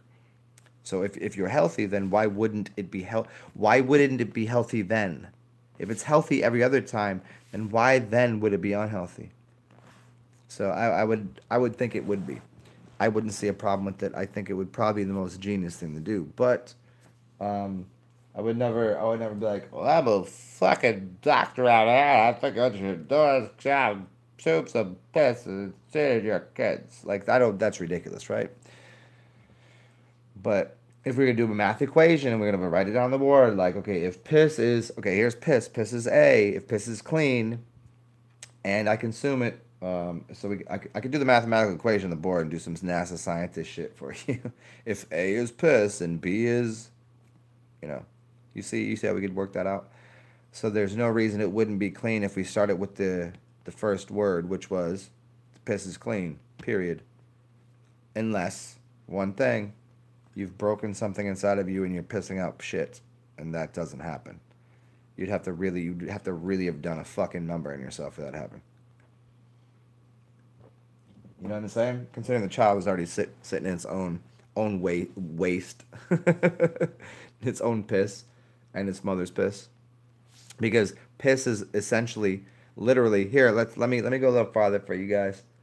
Um, piss, piss is what if I eat all the food and all the stuff. There's all this whole thing, and I've condensed it down to the most essential thing. That's piss. If all of the food and all of the things, I shit things out the back because that was unneeded. Why would it give it? If you were so God, or if you were so intelligent, or if you could understand how things work, why would you have two different holes? Uh, why would where your semen went be where your piss goes? If I can piss out this hole, it must be clean because that's where the semen's going because it must be clean. So what must have happened is we diverted the track to say dirt goes out the back and golden rivers of life comes out the front. Doesn't that make sense? Is it more understanding for anybody here? I don't know who's here right now or who will be here in the future that will listen to this at an hour 30 in. But doesn't it make more sense that you divert the flow and let the shit flow out the back as you're walking down the road, let the shit out the back? Do you put in your car the gas in the back? Yeah, it just there's the gas pipe right in the back. Parts right out the back, and you just roll down the road and just smell behind you. Where's all the good shit in the front? Even when you're doing something, if you're sitting there in the parking lot and you got the air conditioning on, it just drips. All that clean water underneath. The clean water is dripping from the air conditioner that's being produced by the same engine that's producing shit out the back. You could drink the fucking water underneath the radiator. You got the radiator right there, and then you got the condenser and the air conditioner, and so. Do you piss out the same hole as you put semen out of? Yes, you do. So there's no way for all of these fucking assholes. You can put this up. For all of you assholes who say, urine is waste. Well, then you know what? You're a fucking waste. Go kill yourself. Because you came out of the same hole, because the semen came out of the same hole. Is the waste product, which is urine? No. The pussy ain't waste. The dick ain't a waste. But out the butthole, a lot of waste going on there. Hey, no problem. Obviously you got to clean up the waste. You have a party at the house, you got to clean it up. Spray a little water up the dookie chutes, clean it all out. Dig up in there. Get your fucking toilet paper and dig up in your fucking ass with your middle finger. You know what I'm saying? You gotta really. Everybody wipes their ass. What are they gonna do? Last thing I do is give somebody the middle finger. They're gonna try to dig up and then make sure when they're walking around, sliding through the hot summer day, that the fucking little bit of dookie don't just fall out into their drawers. Ain't nobody really about. Piss. What is piss? It's clean. See. So there's your answer. Hope you guys enjoyed that answer.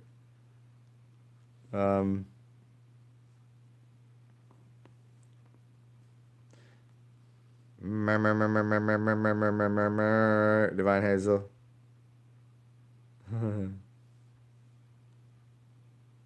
Hey, Mar Mastro. Yeah, yeah. Okay, I'm glad you got that.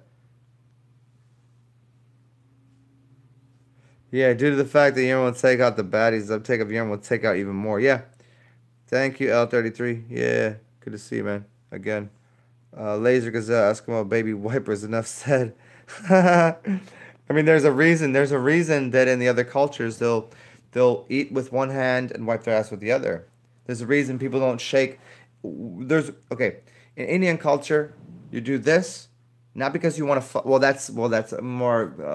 Well, you got the Asiatics and then you got the Indians, but you have this, which is it's like this, and then you eat with one hand and you wipe the ass with the other, right? But they won't shake hands. They think it's evil because you don't touch somebody else unless you're very intimate with them. Then touching is okay, but you don't because you don't know what they're about.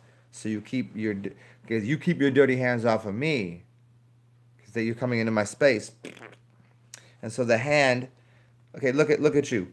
I guarantee if you live in certain places, you eat with the same hand you wipe your ass with. I guarantee it. Go ahead and eat with your fork, with your. We're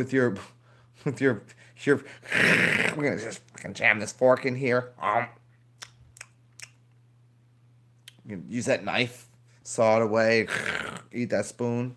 Then all of a sudden, after you're done, you gotta go take a shit. You go take that toilet paper, which is bleached, and you're gonna just jam it up in your ass. Well, you're using a fork to eat your food because you're so disconnected with yourself. Are you understanding here? Are you understanding? You jam a piece of whatever it is into your mouth with a fork. This is so like how would you even do that? Because you're too busy with bleached paper, which you've cut a tree down for, because you killed your father to wipe your ass.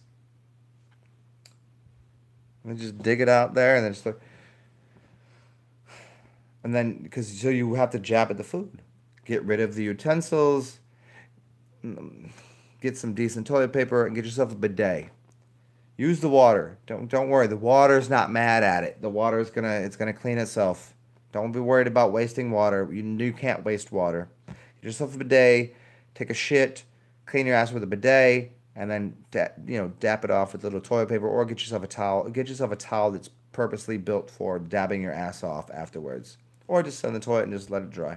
Who the fuck cares? While you're sitting there on the phone playing with it, do that, and then eat with your hands, both of them. Fuck it. Drink with your left hand. Drink with your right hand. Eat with your left hand. Eat with your right hand. Who cares? But just stop. The utensils. Downgrade from the iron, steel, whatever the fuck people use as utensils. Get the wooden ones. You can get wooden ones these days. Way easier. Stop eating the fucking really, really fried ass foods. Stop eating. I mean, have fun with it, but you gotta have that fun every once in a while. Don't get me wrong. If you gotta go, but I go to a restaurant these days. I'll eat a piece of steak, but I'll eat it with my hands. I'll just go, why not? That doesn't bother me. I can't bring that. I can't bring that. For all you vegans out there, I can't bring that cow back to life. I didn't ask for it to die. It was already dead. I was like, okay, fine. I'm a vulture. I'll eat that dead body. And I shit out wisdom like this every day. It's not because I do that. It's just it's one of my many talents. I have many of them.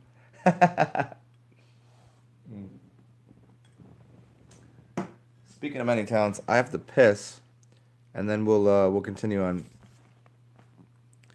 Do you have any ideas on quitting smoking? Yes, I do. You have an extreme mental dependence on smoking. Hey, Mar Maestro. First off, what you want is licorice root. You want licorice root. There's a chemical in there. You want two things. And I'm gonna piss and think about this so I can get it in my mind. But there's two things I know for sure that you should start with. Is licorice root, because there's You get black licorice too, I suppose, because there's an oral fixation thing to it. There's a tit. We'll get into a little deeper. We'll get into the mother's tit, and let me go piss though. Yeah, and then I'll answer that for you for sure. Every time I piss into the toilet, I feel like I'm wasting so much.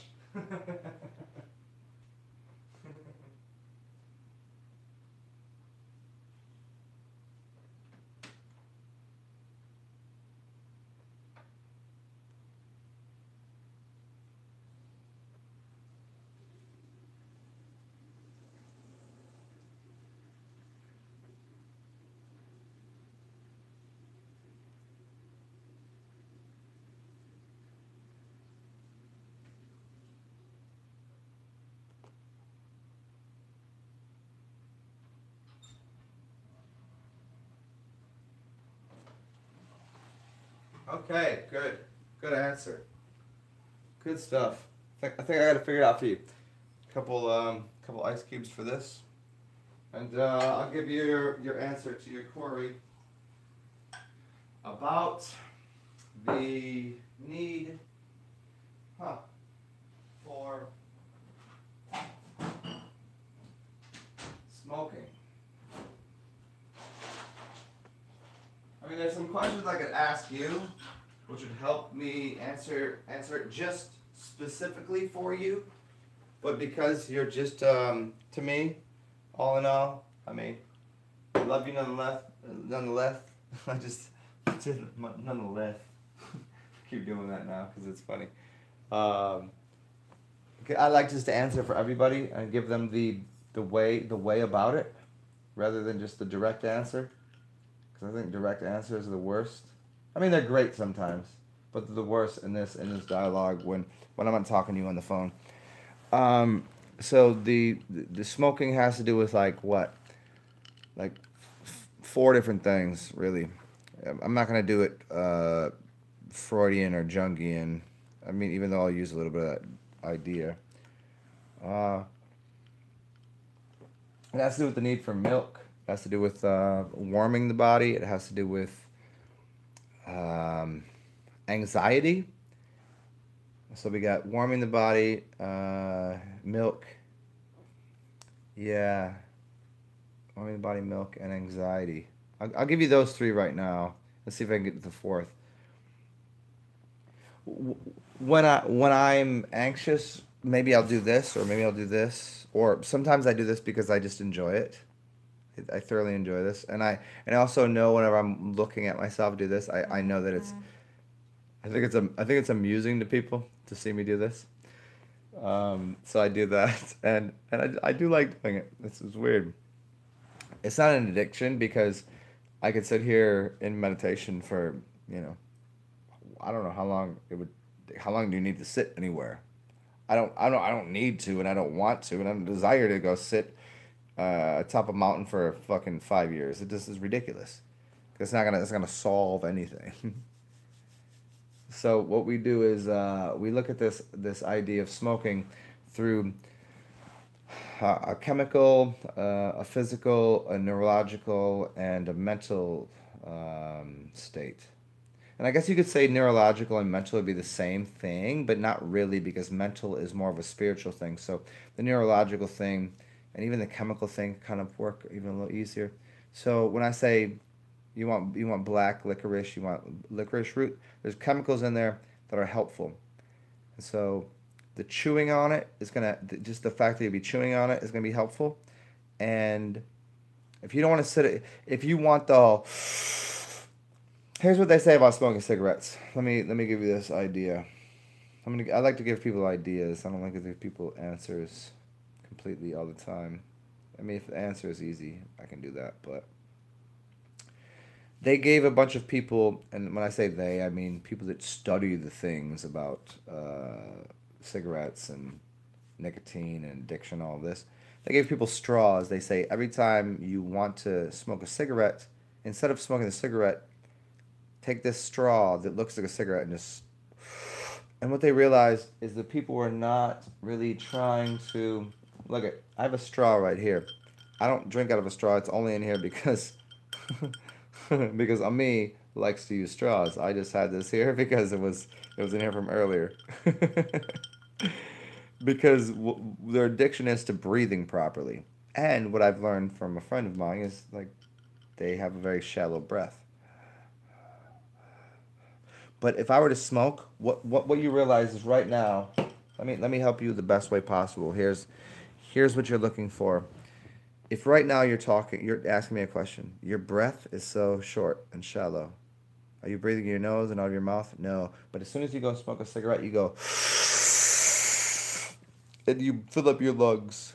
It's not even what's going in them, even though that's part of the chemical that your body then requires because it becomes then a mental. So you've ingested all these chemicals that go into your brain. Your brain says neurologically that I require these chemicals. We can get rid of it in a couple days. I think it's about 72 hours you can get rid of those. But what you want to do is you want to learn to breathe properly. You go. So when you smoke, what you're doing is you're taking, here's the 4 types of breath: mouth, mouth, mouth and nose, nose, nose, and nose, mouth. And so this is it's called the beta alpha theta delta, or the delta. I'm pretty sure it's this way. I can never remember which way it is, even though I teach people about this. Go watch one of my earlier videos. It's on this exactly. But this is what cigarette smokers do. They go, I need to breathe. They just all day they've been like stressed and they don't breathe. They're just always talking, or they're just silent, and they're going. Some people just go, and just like tiny little breaths in their nose. And so by smoking a cigarette, what you're doing is you're taking a breath in, and you're filling up your lungs. I mean, not filling up right because they're not in the tummy. You should fill them in the tummy, and then you breathe out. So that relaxes them. So it takes them out of their mind. So all day they're sitting there typing on the computer. I'm showing you what's happening. This is a very important thing. Typing on the computer, their mouth is closed, and they're just breathing in and out of their nose. That in and out of the nose is a breath that goes into the brain.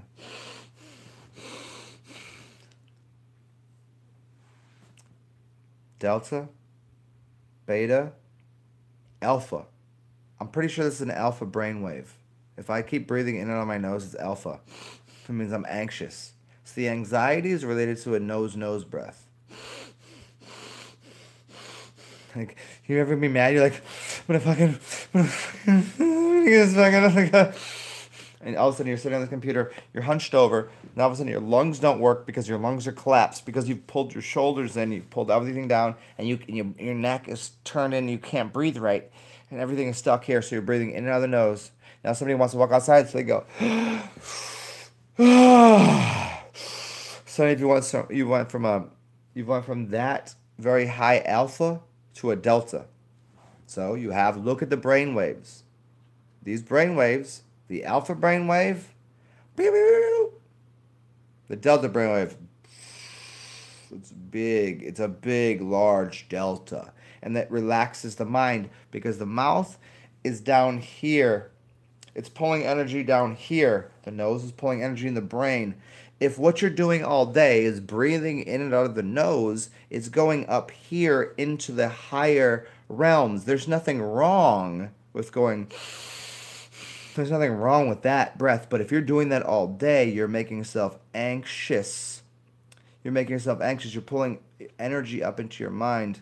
And if we start pulling energy down here into your body, it's delta. That's why you get really sleepy. But it pulls it into your feet, grounds you out. So both of them have their purposes. So that's why we round about the breath all day. Sometimes I'll be go. Sometimes I go. Sometimes I go. And sometimes we can do some alterations in those breaths, which is more advanced practice, which I'm not going to share with anybody. I'll do that on my other accounts. Like, we can't do that here because that's too much. So what we're trying to do here, the smoking. So when we put something in the mouth, when we're chewing on something, but licorice also has a chemical that's going to help. It could be anything you could chew on, but it's going to keep the energy down here. It's down here. It's pulling it down here into the lungs first. because your nose goes directly to your brain, your mouth. You see back here, there's this thing that goes from here down to here, and there's this thing from here to here. If I go here, it goes it's missing my brain. If I keep going like this, it's gonna go up into my brain. This is making a lot of sense. This is such advanced knowledge, but it's so simple that if you just view yourself from side into your brain, out your brain. Now if I take it into my brain and then out of my mouth, at least I get a little bit down into here. So work on that. So we're trying to compress your energy. Your anxiety is stuck in your nose breathing. Yeah, Mar? Yeah. Start breathing. What you need to do is the science of breathing. Go watch one of my early videos. It's on the breathing practices. It shows you the four seasons, the four breaths, the forces, alpha, theta, beta, delta, which gives you a fifth one, which is gamma. And there's one more after that, but we ain't gonna get into that here. So there's a breathing pattern, but mostly what you want to do is you want to get out of your head and start breathing more with your mouth. And the more you breathe your mouth into your lungs is fine. It's gonna get you there, but you want to breathe into your dantian or your belly. Look at a baby breathe. They breathe into their belly. When they breathe, their stomach goes up and down. Watch somebody else breathe. It's not happening. They're probably breathing in their nose. It's going up here, and they're getting stuck in their mind. So you have to alternate these breathing patterns, but you need to be more down here. Yeah? Does that make a lot of sense? Hopefully that helps. Yawning. Yawning is that's obviously, look at it. It's an expression of you have too much. Okay, if you go back to the car analogy, electric Tao. Here you go. Here's the car analogy again. If my friends used to tune cars, and you can either over or under gas them. You know, you can run them. You can run them with a little bit of extra, like they'll be farting at the end. You know, like a little extra gas in them, like funny cars. Like, you can run them. Most people here probably don't even work with cars like that. So I'm just trying to use the example. I mean, using the words ain't gonna help. But it's better in a car to use more gasoline. So it'd be called here. Let's say it this way. If you put too much fluid in the car, it's called running rich.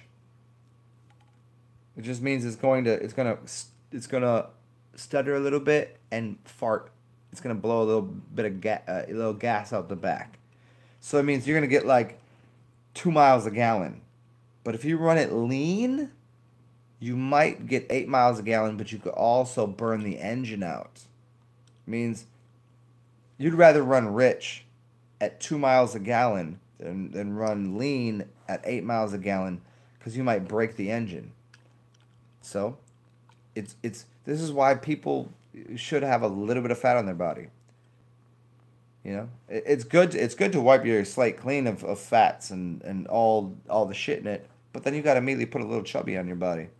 Like I don't get, I know what my bottom weight is. I've been there. Like for me, it's like $137. That's my bottom weight. That's but my walk around weight is like 150, 159, 160. And if I'm just like, if I'm fasting a little bit, 155. But I'm not gonna lose all that extra weight. That's ridiculous. That's running rich. That's running with a little extra fuel. Like if I need to, I can run an extra mile. We need a little bit of you got the fats, the sugars, and blah blah blah. We can play that game another time. But the point is you have to learn that the fluidiums in your body. I'm making this really long thing about a yawn.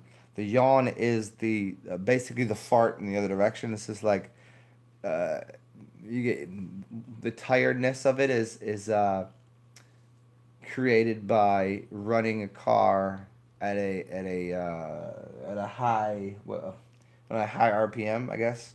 And if you don't have enough fats and fluids in the car, fats are fluids. How do you think they make oil? They make out of the fats of corn fat. I mean, somebody like, oh, they came out of dinosaur bones that created. Well, I don't care what the fuck you think. They just came. They just came out of oil comes out of what? You can make it out of olives. You can. I go design. Go make a car. Go buy a car that you don't care about. Somebody that's rich. Go buy a car that you don't care about. And instead of in the engine putting all of your WD-40, find some really good. How about this? I'm gonna tell you what to do. I'm gonna explain it to you right now. I'm gonna explain to you how it works. And somebody that must have a lot of money can listen to me. You need a high fucking heat oil, and get three cars. One, put some shitty, I don't know, low heat oil like canola oil, and then go ahead and put yourself a high heat oil in another one like I think sesame is a high heat oil, or a so that's when the smoke point is. How hot does your engine run in your car? If your engine runs at about like 200 degrees Celsius, you could put literally, there's oils that are in like, what do I have in here that's probably high heat? Avocado is probably high heat. So you got these fats to this fat oil ratio. You could put that in your car and it's still going to run. But what they've done is they've refined these oils because the refinement of the oil is pulling all of the molecular, the little bits and pieces of cubical salts and weird shit out of the oils to make it as pure as possible. And so there's certain types of oils that are the purest possible. And those type of oils have a high smoke point, meaning if I cook these oils, there's no smoke coming off of it. If you put that in your car, you could run your car to anywhere you want it. It's no different. Just what you get is the Valvoline 4010, the 40 weight 10, or the whatever. It's a weight to. You see, your body's running the same way. So I didn't answer your thing about the yawn so much. I mean, I kind of did. Hopefully, but yeah, the yawn just occurs because well, I don't think if you could be running down the street in a car and continue putting new oil and gas in it, it would work forever. It would never yawn, it would never fart, it would never nothing. But we don't have the possibility to do that. So there'll be some point that you're gonna be running. You're either running fucking funny car fuel, which is lots of gasoline. Say funny car. So if I'm laughing, it's because I have extra gas in me, and a certain amount of oil. So versus certain types of cars that run really slow and low. It's like they don't need a lot of gas, but there's a lot of oil. There's like a really there's a dynamic there. Yeah. Okay. I'm glad we can do these long talks about. Mm-hmm. Mar Maestro for sure. Hey, Laser, try putting the sesame. Hey, if my dude, if you really got a Lambo, the sesame oil isn't it? Okay? If you really got a Lambo, don't put the sesame oil in there. I'll tell you a better oil. No, a mouth fart for the G-string honeys. Yeah, yeah. No, but if you want the really good oil for the Lambo, it's not sesame oil, and it's definitely not toasted sesame oil. Sesame oil. Toasted, excuse me, toasted sesame oil is really good for Chinese food, but you also got to use MSG, which is salty. So, uh, there's some better oils. Look up look up high heat oils. Here, I'll do it right now. Fuck it. Let's get this done. Let me tell you. If you got a Lambo, don't burn out a. If you got a Lambo, you can spare a Lambo. How's that? If you got a Lambo to fucking own, you got a Lambo to fucking break. So I'll tell you here. Yeah, high heat oils. So this is what alchemists do in the kitchen. So most cars like I got a pretty nice vehicle sitting outside that runs. It runs really cool. It runs at like 200. Well, I don't know, like 200 degrees Fahrenheit. Yeah, it's basically nothing. And it's got like almost 400 horsepower, and it's very interesting to. Oh, here we go. To wonder, like sometimes it runs so cool that it has a problem getting to the right to the right temperature because it runs so cool. Okay, it's best to cook all your foods below 320. Yeah, whatever, dude. Just tell me. Oh, the best thing here. I'll tell it to you like this. Ghee is grass-fed butter. Then what they do is they boil it first, and they scoop off the delicious, um, the deliciousness of ghee, which is basically you know how they make popcorn butter. It's changed it reduces the fats down here, and you get the oils up here. So the ghee gets up to 485 degrees. Crazy. Coconut oil smoke point is 350. I don't like this page at all. Oh, here we go. Grass-fed beef tallow is 420 for a smoke point. Hold on. Let me see. Let's see what a smoke point is. Yeah, 45 is ghee. It's already been cooked because you got to cook it you got to boil it, and boiling it will get it right to its point. So ghee, if you got a Lamborghini, I think they call it a Lambro. Look at this shit. We about to decode this right now at fucking 2 hours in here. And if you know how we do this, this is no joke. A Lambo, I had a dream about a Lamborghini one time. It was a yellow Lamborghini, and it was because I was having problems with one of my yellow chakras. And then I only realized in the morning after I had this dream that I was having some yellow chakra issues.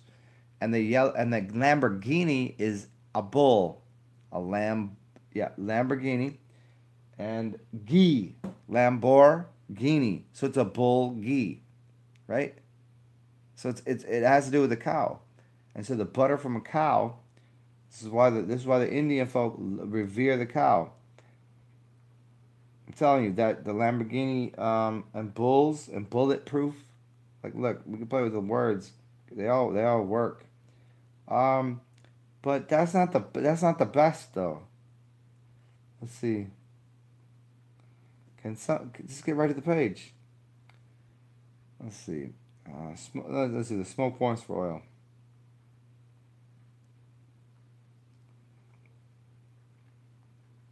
Okay. And see the difference between you could probably cook with some oil that you get at a body shop or like at a see like that's the difference like okay massaging someone with certain oils versus oils that you put in a car. Here we go. Here you go. Okay, we already got it right though. The highest smoke point is avocado. Avocado is 520. I was right with that. God damn it, I'm so good at this shit. 520 avocado. And then I got it wrong with the safflower, not sunflower or the other one. Or sesame. Sesame is good at 450. Sesame you can get up to 450. Safflower you can get up to 510. Avocado you can get up to 520. Sunflower you can get up to 440, which is amazing. 450 actually. So basically sunflower you up to 450. That's nice. Sunflower is where it's at. So you want avocado, safflower, sunflower, or I was right with the grape seed, unless I didn't say that. Here we go in order. The shittiest things you can use is canola. Well, these are unrefined. See, this is the thing. Look at refined and unrefined. Everything unrefined, it means there's extra elements in there that you don't want. So what I see is the third thing I see is safflower oil is 225 degrees Fahrenheit is the smoke point. But if you refine it, safflower oil is actually the second from the top, which is 510 degrees. So once you pull all of the elements out of the body, my body, your cells, the cells of the safflower, it becomes unsmokable on anything. Like it just is. It's the most perfected golden version of it. But as we go through this, let's go up in temperatures. Let's get into the 400s. Walnut oil is going to be really good. That's why we eat walnuts. Grapeseed. I think I didn't say that. Grapeseed is good. It says cottonseed, but fuck cottonseed because cotton is not for eating. So don't fuck with cottonseed oil. Almond, hazelnut, peanut. A peanut's not a nut. It's a legume. I wouldn't fuck with that either. I would do grapeseed, sesame, walnut. Really good olive oil, but that's hard to find. Soybean, but that's hard to find. Safflower and avocado are where it's at. So there you go. We up to 520 degrees Fahrenheit, and let's see. Let's try this. Let me do this.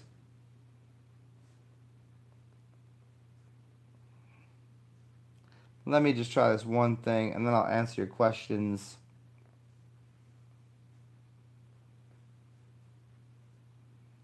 And I told y'all earlier, we'll do a call-in show soon with Zen, where you guys can talk to me, so I don't have to just answer your questions. Even though I answer every one of your motherfucking questions on here, it'd just be more fun that you could. Oh man, see, for most cars, the normal operating temperature is about 195 to 220. This is why they can't even use these high-priced, expensive oils in cars. Do you see? Do you know how much? You know how much avocado oil costs? 500 degrees. 500 degrees is way out of the range of how hot car engines run, because what they're using is red water, which is rose water, to cool the engine off, and they use something that it gets up to a certain point, but if you put really expensive oil in, it's literally just fucking avocado oil. It's literally fucking safflower oil. But if you do that in shitty cars, it won't even get hot enough to start. Trying to explain some so extra level shit here. If you work in the automobile industry, well, not even if you work in the industry, it doesn't even fucking matter. If you just know anything, the thickness of the oil, the purity of the oil. If you can get to 500 degrees in oil, and you have really pure gasoline, we have the purest gasoline, because gas is just oil refined. So alcohol is just oil refined. You take a fat, a solid, and then you modify it and start removing elements and turn it into an oil, and that oil then you turn into gas. Why do you think they can burn oil? Because it's a gas. Let me see if I can explain this right.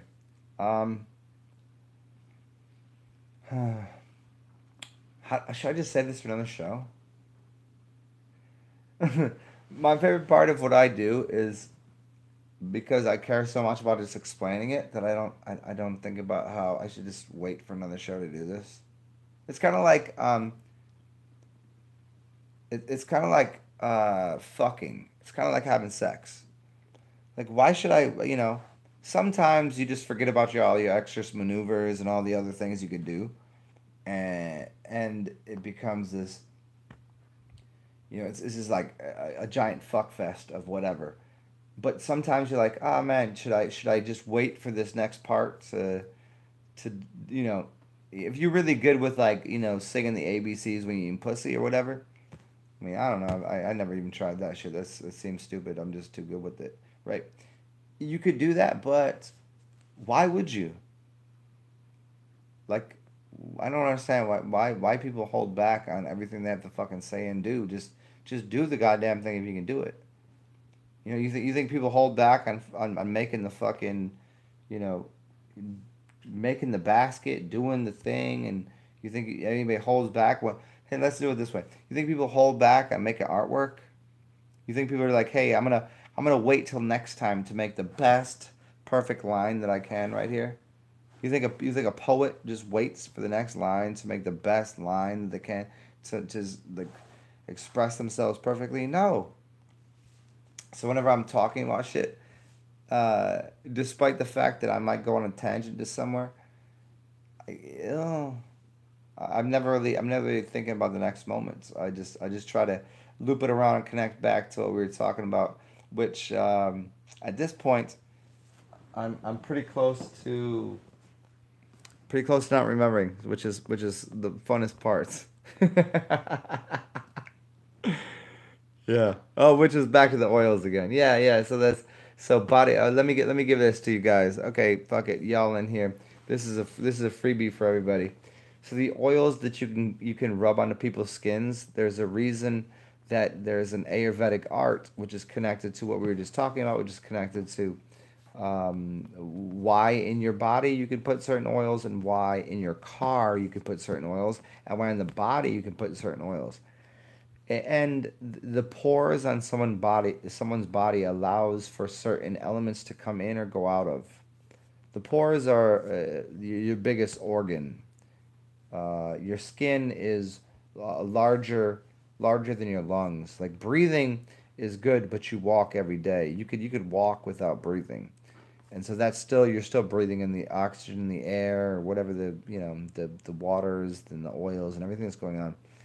And so when you massage someone, as the Swinwits did, and they still do, they're compressing oil into your system to put it in from the outside without having to go through a filter, which would be your mouth. So if you eat oil with your mouth, you're allowing it to go through a digestive system, which causes it to neutralize because the oil is probably a certain it's probably alkaline, and then the acid in your stomach balances it out. But if you just put that on your skin first, it will go right into your bloodstream and do the job it needs to do in there. So it's very very similar to the way I speak, because my voice to a lot of people is alkalinic. It's very cordial, and it's like it's smooth, it's buttery. But other people it's sharp and it's nasty and it's rude. That's just that's perception, because your layers of your eggshell, your layers of your onions.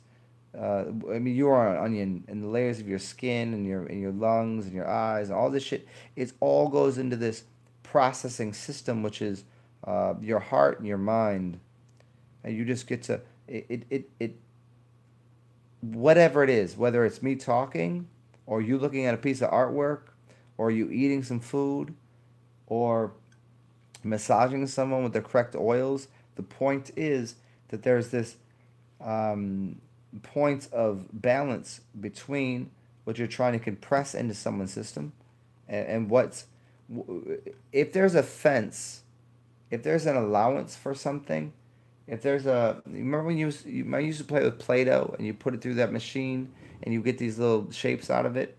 That's what your body is doing with oil. And certain temperatures of oil, the idea, the temperature of oil is actually is an algorithm. It's a sine wave. The algorithm is up. That's the sound of sesame, and then there's the sound of grapeseed oil. Ba ba ba da da da da da. That right there, and those two things have a way of fitting into the skin and going out of the skin. And this is what allows certain people to be cold weather fans and hot weather fans. Hmm? I hope that is making a little bit of sense to people. And if it's not, at least it sounds artistic or something. Let me see what we doing here. Yeah. Hey, Laser Gazelle though. Hopefully you got a little lesson there on if you did have a lot of money. I would never tell you to go because it's gonna cost you more money. See, it's gonna cost you you're getting it in a plastic bottle. You could cook food in the things you're getting out of a castor oil container. You know, you could. What's the difference? Because it's the same thing they did with it's the same thing they did with certain substances where they started putting drops of garbage in it, so no one would use it to consume. What do they do with what do they do with certain types of alcohol? So people wouldn't drink it because it was cheap. Because they realized how cheap it was to make it. They would start putting poison in it. They would start poisoning everything. They started poisoning everything. Because if they poison it, they have the panacea. So the that's that's amazing. Um, if you had a car to break, you'd understand it. But you also to buy what you could get at the store, you need at the if you go to the auto shop, you can get it for cheaper. It's the same thing. It's just been added a couple elements that will poison you. It's kind of like going to the gas station because back in the day, people used to take that thing from the gas station and put it into there and then go drink it because it was no different. All they did was added something would poison people. It's like moonshine, yo. Gasoline, ethanol is only moonshine. It's moonshine with the additive that makes you poison if you drink it. And which is literally, if I may just put it out there, um, since no one's gonna listen to this, I'll tell you how it works. Oh, the alcohol, the moonshine and the alcohol is what runs the funny cars, what runs all the engines. It is. You could take your go buy a gallon of your favorite vodka and put it in your gas tank. Your car is still gonna work, but it's gonna cost you $20 for that. But what they did was made you, if you want to drink it, $20 a gallon, or I mean, if a gallon, it's like a 750. A handle if you fucking really whatever. But so you get a you get a fucking 750 of this for 20, but you can go to the gas station. You should be able to fill that up. And now what they do is put poison in there, and that poison is literally uh, even though because it's that cheap, that's why alcohol is such. If you own a bar, you can just make lots of money. That's why your car doesn't work. This is what I'm trying to get at. This is why your car gets destroyed because they're not giving you the cleanest. They put the other shit in there, so the gas destroys all the things. So everything has to get rebuilt because they gassing you up, motherfucker. You must live in Jersey where somebody has to come and stick the whole thing in your trunk because you don't even know how to do it. These gassing these motherfuckers up, I guarantee it.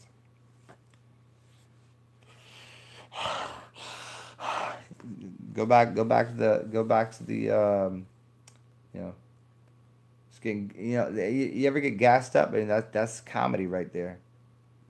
That's what it is. Gas mask, the whole thing. Go back to the gas chambers. It's humorous, ain't it? Hmm.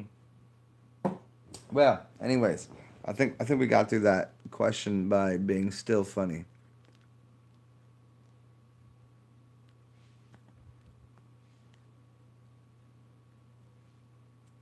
Divine Hazel or a Toyota Solera. Yeah, you go.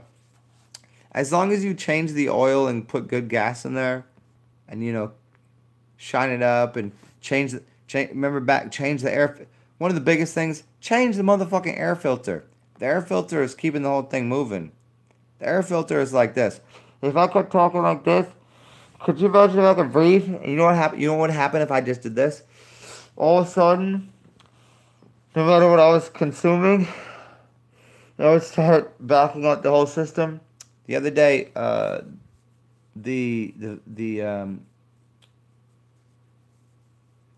mm, the dryer. They use the washer. You get the washing machine and the dryer. The dryer, it got a little plug in the back. It got a little clogged up, so the everything that wasn't pushing out the back and just so it got stuck. So I had to move the dryer and clean out the vent.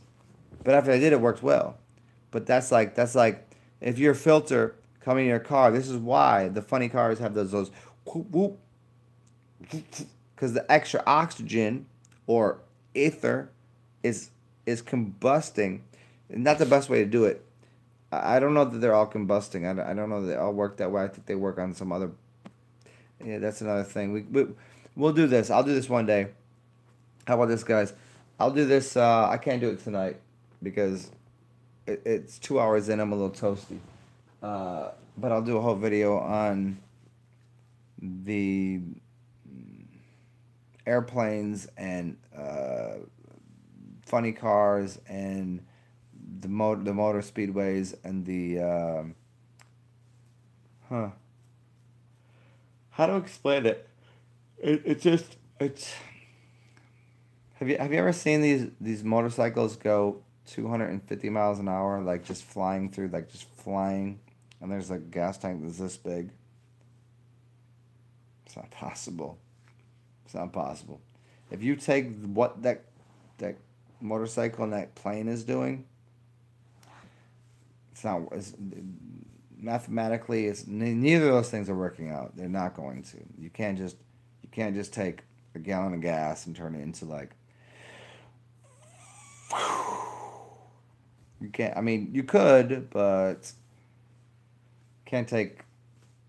We're gonna need 50,000 gallons of the wings that are made of fucking aluminum. Aluminum would just go. If the wings were filled with if the wings of a plane were filled with gas. I mean gasoline, like the wet shit, not like gas. Like, you know what? Here it is. The wings are filled with gas. How about this? Here's your new topic of discussion in your mind. The wings of a there it is. The wings of a plane are filled with gasoline. Yeah, gas. The reason that animals that fly, you'd call them. How would you put this? You know, all these birds out here. It has a lot less to do with the energy that they're getting from eating as it is to do with the magnetics and the gas. Because there's gas. The gas is helium balloons. Helium balloons fly up here. Right? Airplanes with their jet fueled. What is a jet? I don't know. There's a jet stream up there. Well, how do they get up there? There's a lot more questions that people need to ask about all of their everyday things they do. Like, how do these things work? Go watch an airplane just fly across the sky. They're not going 600 miles an hour. It's not possible. Go watch a blue fucking angel fly. I met these. I don't know if I can tell the story right now. Let me see. I used to live. I won't tell it right now. I'll tell it another time. But the point is this: have you ever met any blue angels, yo? Their planes are flying. Have you ever watched any fucking airplane shows that goes? It fucking flies across like that. Just fucking flies, and they're only supposed to be going what? how many, what is it, like 1,200, 1,800 miles an hour? Maybe Mach 1, which will be what, 3,300? Okay, 3,300. But then I see a plane go by. It's supposed to be going 800, which is not that. And then I'm looking across the sky. I'm like, why is the thing going like this?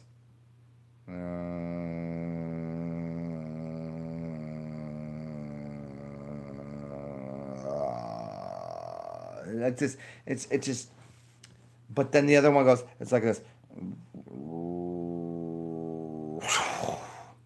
That's what happens. But it's not, the difference between that is it's not the speed of sound and the speed of light. It's something wildly different.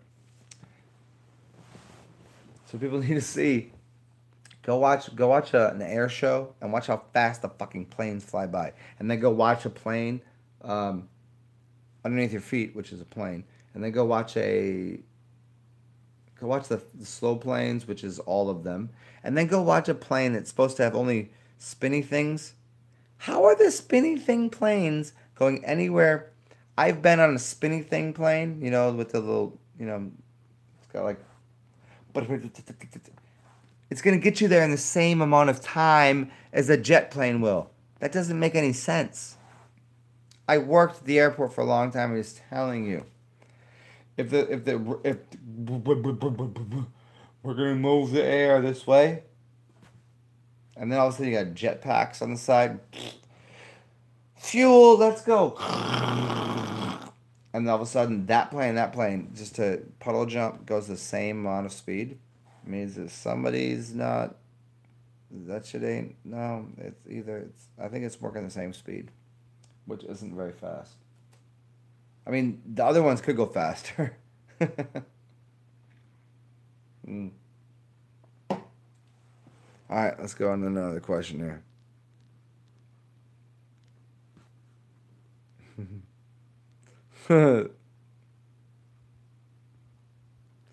Divine Hazel. Grandma up in here, yo. Grandma's always here, yo. Grandma been up in here for a long time. Hey, like the towel, good to see you. Divine Hazel, stay well. Yeah, Haveline is only the Haveline. I don't know oils like that on the car realm. I used to fuck with cars, but now I just chef and cook, and I don't even know oils like that, but I know it works in my. So it's like oils in cars, oils in cooking, oils on, yeah, and oils on bodies. Like that's how I fuck with. What's up, musicians? Good to see you. Beyond fluid. There you go. Airplanes are filled with you know what they should do? Beyond fluid. At the end of the wings, they should have two little feathers. That were like, hey, hey, how about this? Anybody want to start an airline with me tomorrow? I don't have the money for it because well, they didn't give me any money. But if you want to, I will help. I will happily sponsor whatever you're doing. I'll tell you how to do it. But you make an airline and you have two wings on the outside. You have the feathers. We'll call it Dumbo Airlines. Hey, didn't you know it's not the feathers? It could be like a whole. People would just start looking out the windows and go, "Is the feathers flying us?" And then they remember back their childhood when the little Dumbo was holding with his schnoz. This is what makes you fly. Nah. Yeah. Ruby, thank you. Musicians, ever seen a veteran plane stop in midair? Yeah. No, no. The other day, me and my friend was walking around, and we saw an Airbus 380. I think is that Airbus 380, one of the big ones. It was going so slow. It was irritating, because I know where the airport is and I know where I live, and I just know how it would slide in there. And I was like, how the. I watched a plane, a prop jet, a propeller plane, fly more quickly. It was just, I was like, I literally think if I had a car, I could have dipped down the street underneath this plane and been ahead of it, going 65. I think he was doing about 65 to 70 miles an hour in the air. Yeah. Lucienne. Lucienne, am I still here, X? You mean Lex? I'm not. I'm not your ex. I'm still here, lover. It's good to see you, Lucienne. Your mom got. Your mom is a dog. A vicious ungent. Yeah, I used to work all parts of the airport, man. There was no part of the airport I didn't work. I used to be able to, I had the card. I could go through the whole thing, up, down, left, right. I could. I'll check your ID, or I could let you on the plane, or kick you off, or whatever. Or I will sniff your luggage and take all your mama's dildos. Yeah, I would once in a while just take a dildo out of a bag and stick it in someone else's bag. That would be the dumbest shit ever, right there. But I say that for humor for all of my friends here. So, uh, wouldn't that be a fucking hilarious thing to do? Just open up one bag and be like, "There's a dildo in here," and grab it and put it in somebody else's bag, and then somebody's like, "Where the fuck this dildo come from?" No, no, I don't take lotion and toothpaste. I brush my teeth with your mother's dildo. How's that? Well, that would be really weird. Then just starts and yeah, that was after and by your mother's dildo, what I mean is my dick because I your mother calls me her dildo, and my dick is so big I can just grab it with both of my hands, wrap it around my shoulders, and jam it back in my mouth and just scrub my teeth out. And they're like, "Oh my God, is he sucking his own dick after that joke? What a fucking ridiculous ass."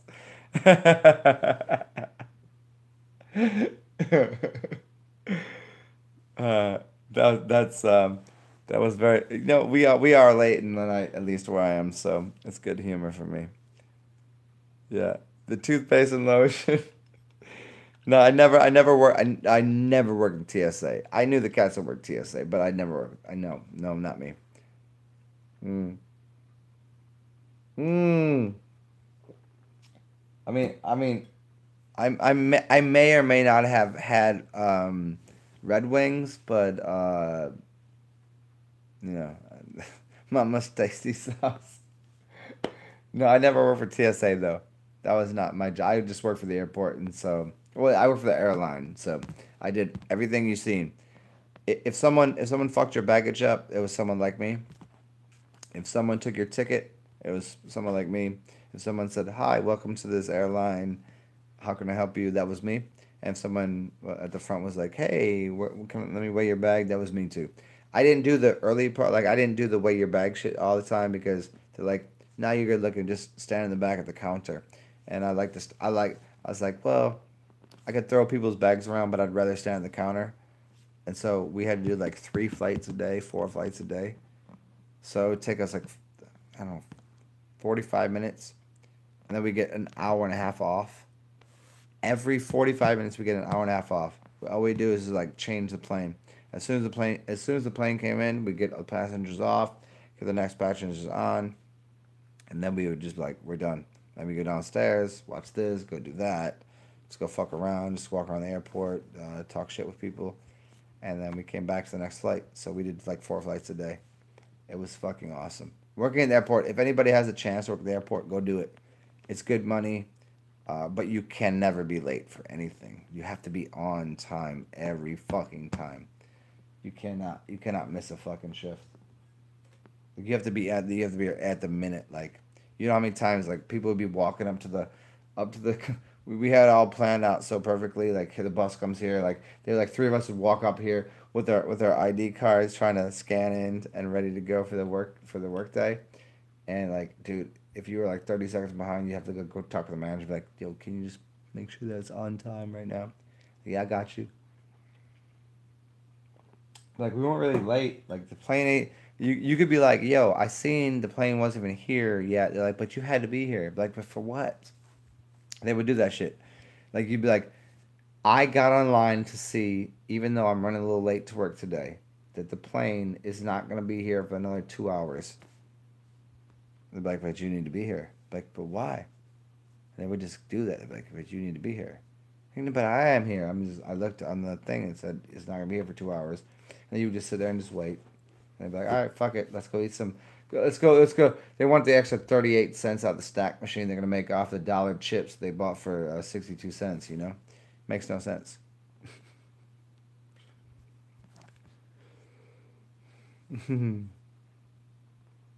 um, did they let me work there with his beard? This one here? No, it was trimmed a little bit. No, no, no. Actually, I got fired from the first airport. I didn't get fired. I did well. I'll explain this. That's a long story, but no. It was still a beard. I still had all this. It was like here, like right there. But all this extra shit, no. I could have grown this if I wanted to. They didn't really care. I used to wear a suit and tie. I'll give you like this. I used to wear a suit and tie to the airport, and there was some stupid shit that happened because I would do that. I would come to the job dressed. You know what they used to say? Dress for the job you want, not for the job that you have. So I used to want to fly out, and to fly out to somewhere else, you couldn't dress like an asshole. You weren't allowed to.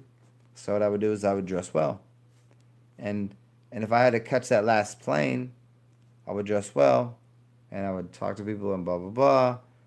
And then after the last person got on, I would walk down I'd walk down there and be like, hey, what's up?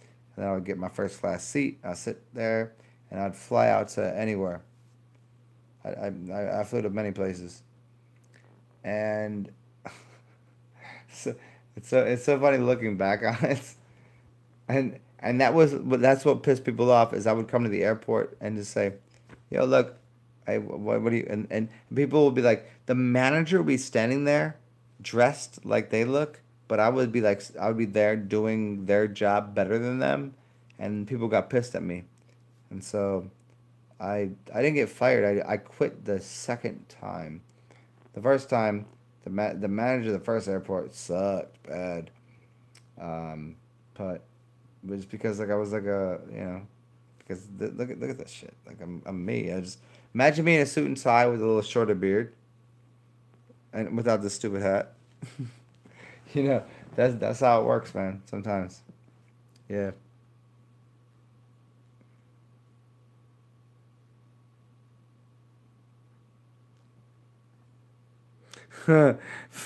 Behind fluid. They could have caught it in the engine intake. Yeah, no, I didn't have the hair then. I mean, I had. I'm trying to think about it. How long was my hair then? That's really interesting. My beard was cropped short, and my hair was. I used to have short haircut, like short, like short, like I used to like, and go buy the glue from the store and make sure my hair was sitting up right, all that shit. Nah, I couldn't. I've never been able to have that. The real jobs. Musicians, you're a welder for years, and there's nothing. Yeah, thank you. Musicians, thank you, man.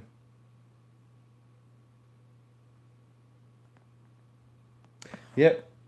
Yeah. Musicians, I mean, there's nothing else they could be doing. Mm-mm. You can't move. You cannot carry that much weights in a plane. Okay, okay. Here, let me give you one more. Let me give you one more. For anybody that's listening right now that understands this, I'm gonna give you all something so glorious.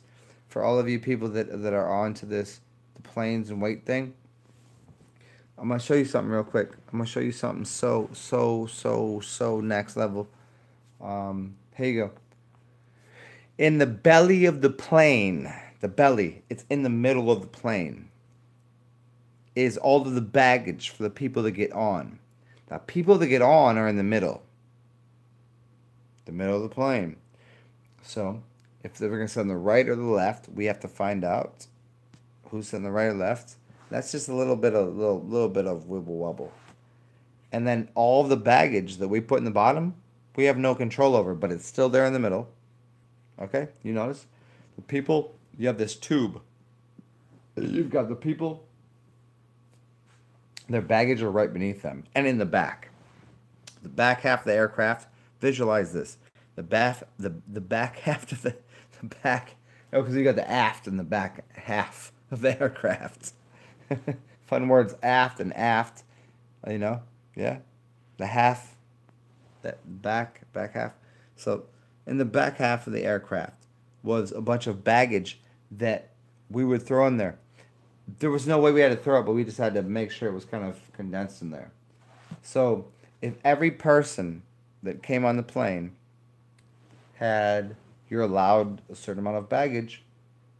You can have two. You can have the one overhead, and you can have the one underneath. It's going to be right in that tube. So how many pounds is in the tube? You've got 100 people at 200 pounds.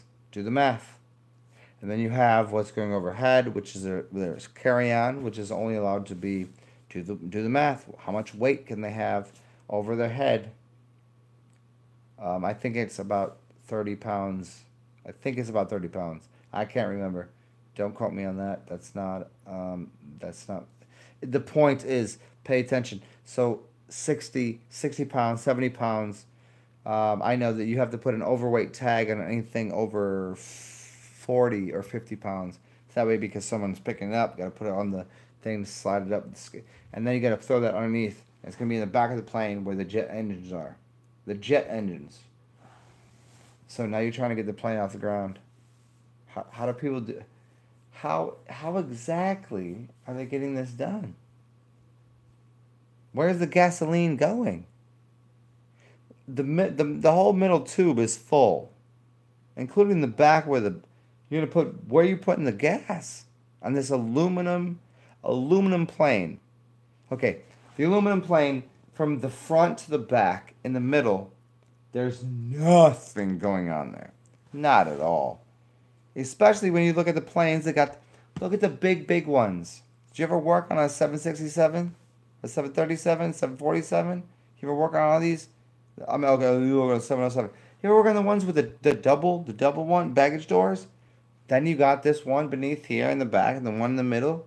Where's the gas going? It's not in the fucking wings, because the wings would just snap the fuck off. It's not underneath the belly. It's not in the wings, because it's not there. I sat there and watched people perform let me scoop the poop out this thing. So when people are scooping poop out the thing with it took them about 12 minutes, 13 minutes to suck shit out of a bathroom that 50 people, 50 tops over a flight shit in. You know how small your shit is and the water is? Just a tiny bit. It took them about 12 minutes. You think you can get enough gasoline in there, which is how many thousands of pounds? So the pounds of shit and the pounds to pull that out of there was 12 minutes worth of it.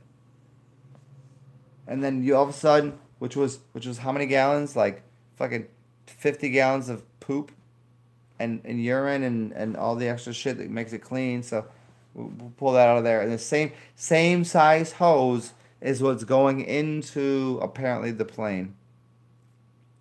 But yet, it took 12 minutes to do that. So for 12,000 pounds or 100,000 billion heat, I don't even know how you measure it, but do the math for yourself. You can't get enough fuel in the plane you can't get enough in there. It's going to be too much fuel by far. It would take you about 4 hours to fill a plane if it was actually true. Do the math. Someone do the math on that shit. It would take you 4 hours. You would never get out of the air fucking port. And then as soon as you did it, the wings would fall off.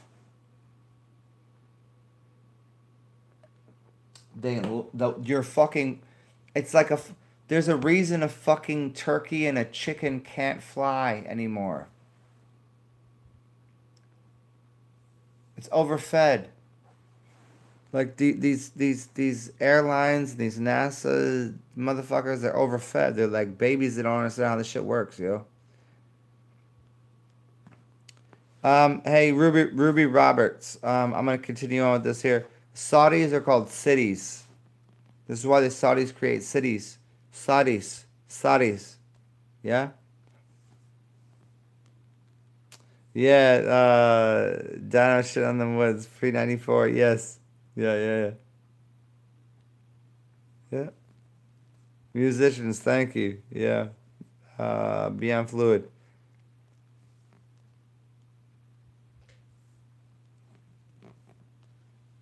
Hey, hold on. Hey, Beyond Fluid. Here you go. Let me give this to you. With all the money they're saving on the fuel they're not using, they shouldn't have been so strict on your tardiness. What did you say? Look, it's the Tartarians.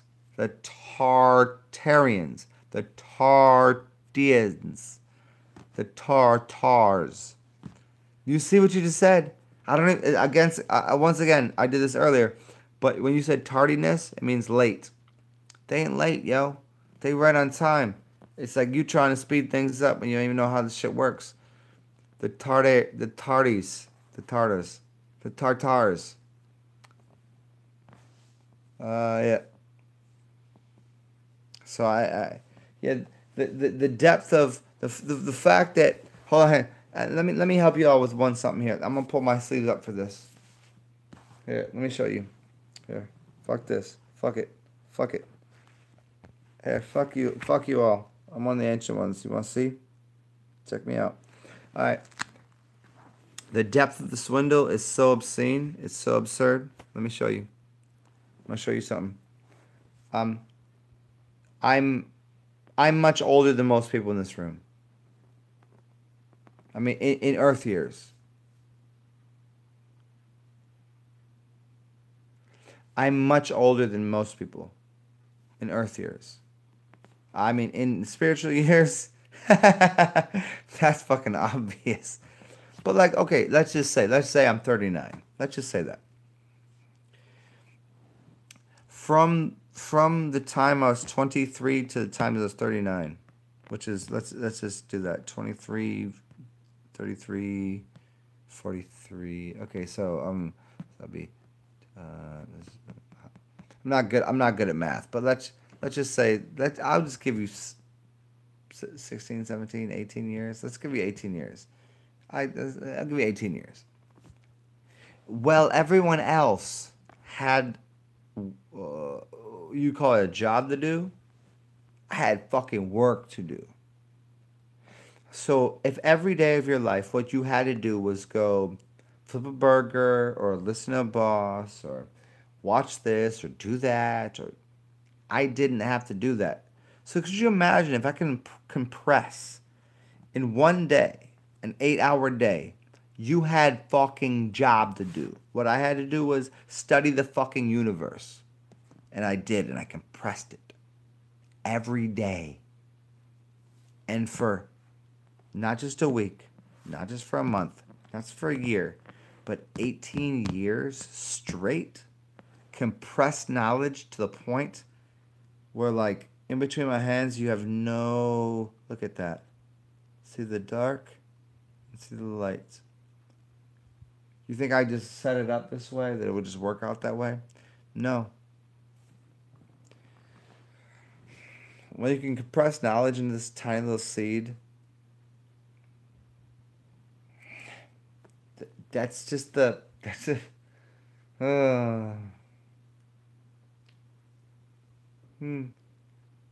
It's, one day, one people... So, the truth that I give is equally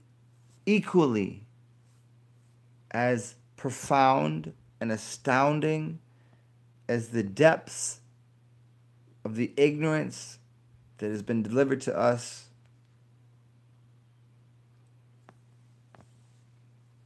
because they continue to deceive. I don't know who they are. I don't know why they're doing it, but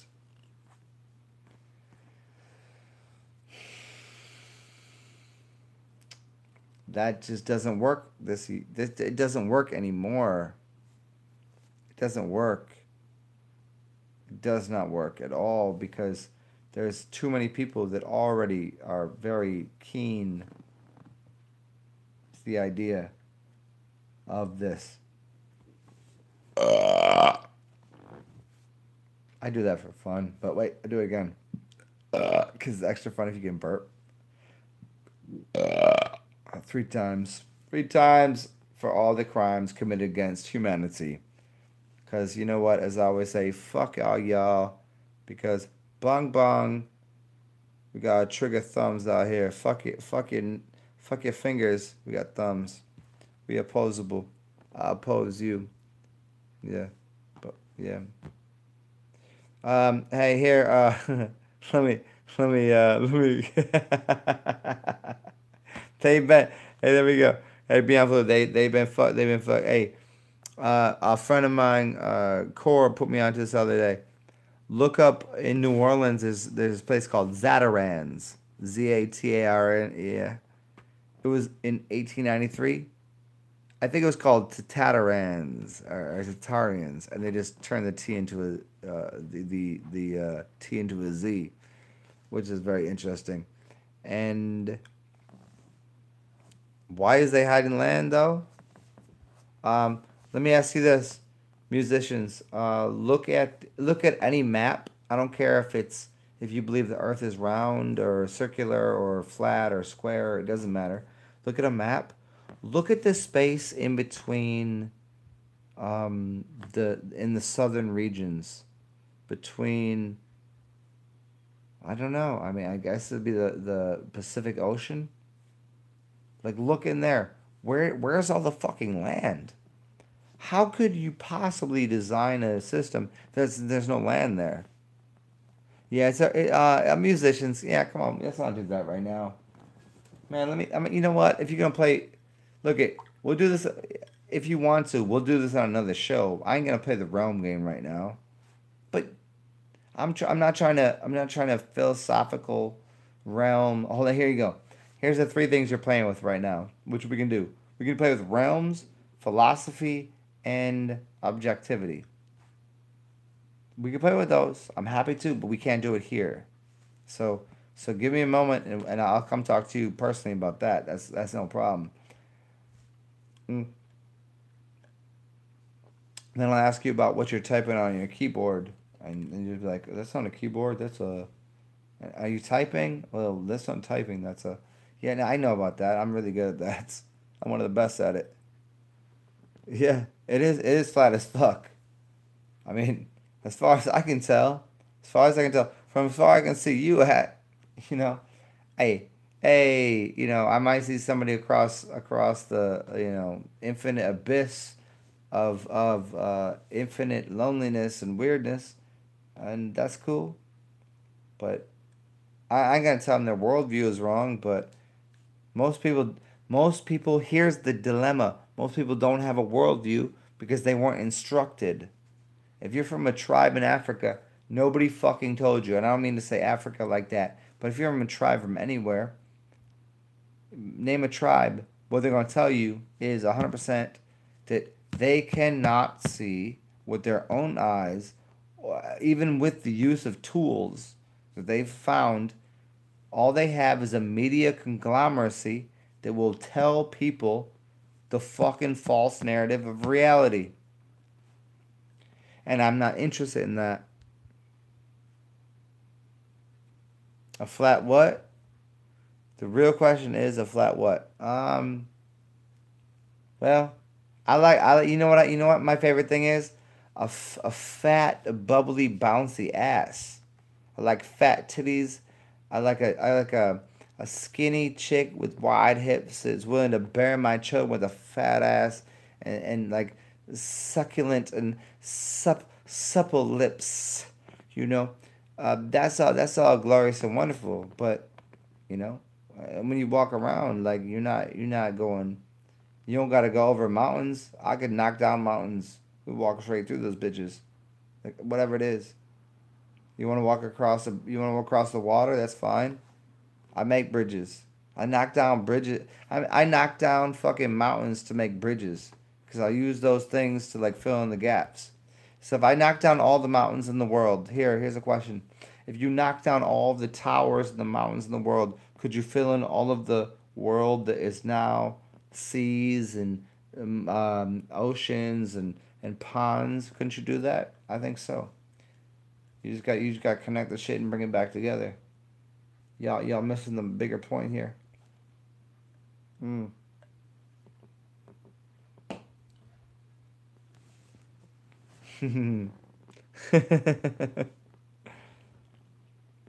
Flat what? I don't know.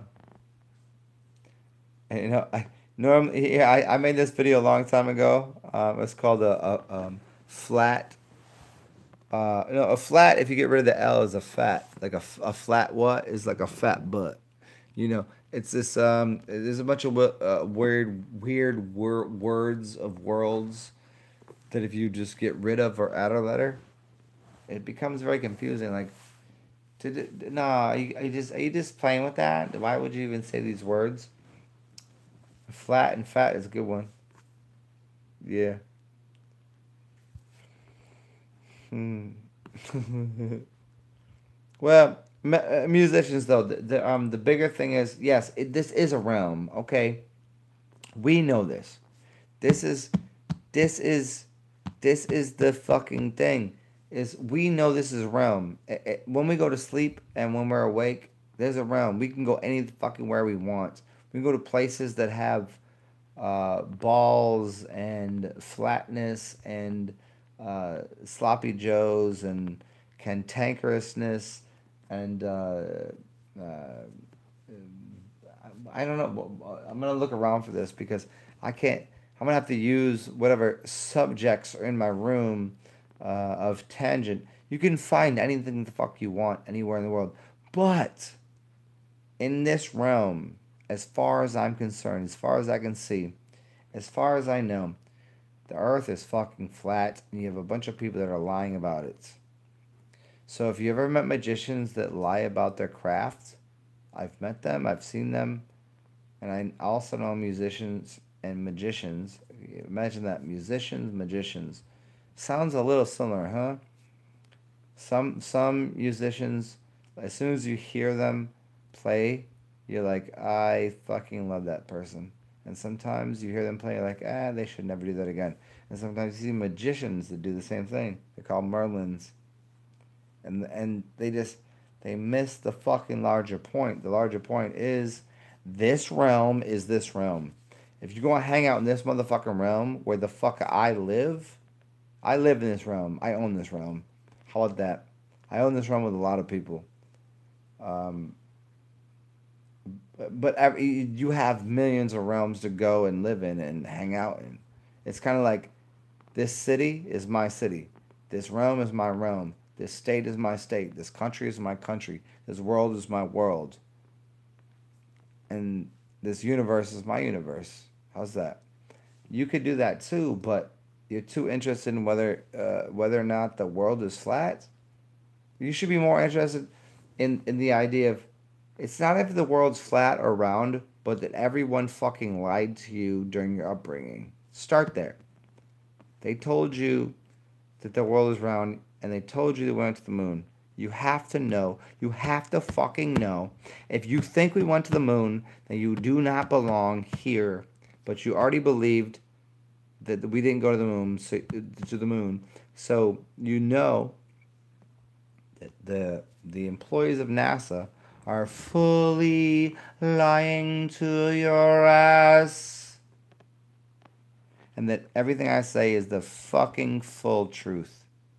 Which is, these motherfuckers are lying in your face. These NASA employees are lying to you about everything. Period. End of sentence. Send the story.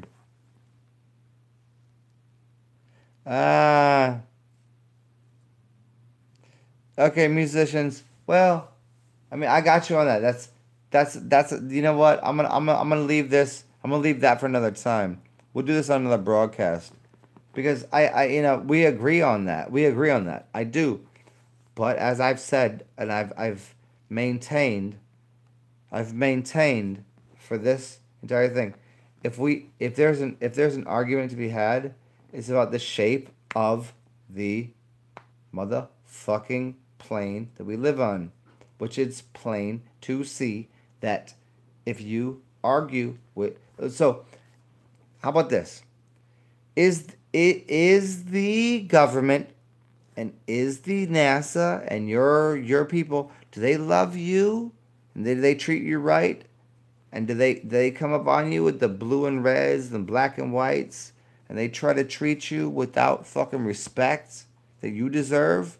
And then the media comes through with these Jewish ass people and say you diamonds, which you have to know are more plentiful than anything else on the planet. They're selling for hundreds and thousands of dollars. Are you gonna buy them to get married to someone? You Saturnian fucking wench. So that's what I'm saying is like all of that combined together says, well, I don't know that it's flat. I don't know. But I'm pretty sure it's definitely not a fucking a round ball spinning through space, connected to the Hollywood media, connected to the people that are Jewish that smell like they're selling jewelry that are also connected to all of the other things that they're providing to people, which doesn't seem to serve their best good. Am I going out of line there with saying any of that? It seems to be. Musicians, you went from being cool to you don't care about the shape. You should care about the shape. It's about the fact they're lying to you and you accept it. There you go. So that's what I'm saying.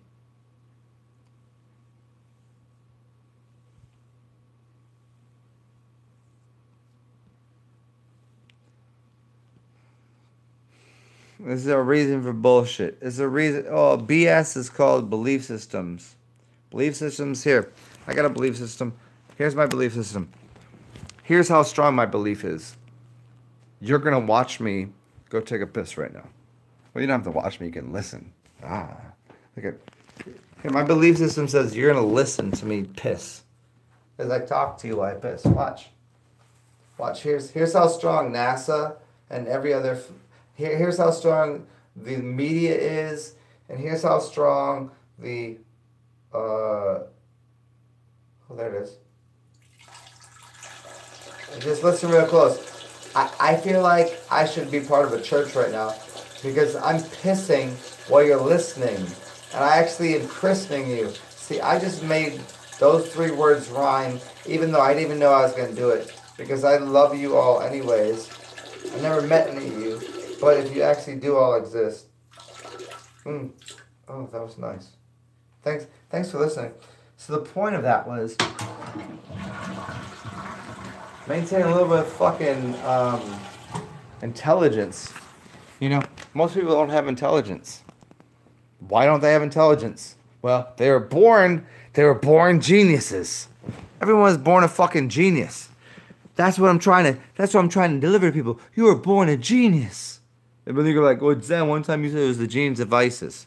So what? So if I knew the genes of the sun, how come you a gene son? What I'm saying here is this. People try to remove your scholarly awesomeness. People try to remove your awesomeness from yourself. And I don't think that's okay. I think it's the stupidest shit and people fall for it every day. Well, let's see what happens here. Oh, that's terrible. That's terrible. I have check it out, guys. I'm gonna check out your last 2 comments at 3 hours in here. We're not doing a long night here. I'm gonna put a little bit of that's way too much vodka, obviously. But we can work with it anyways. Because the best thing about life is it's everlasting. And I care about it so much that I don't really fucking care. We'll do what is called a Well, what is this?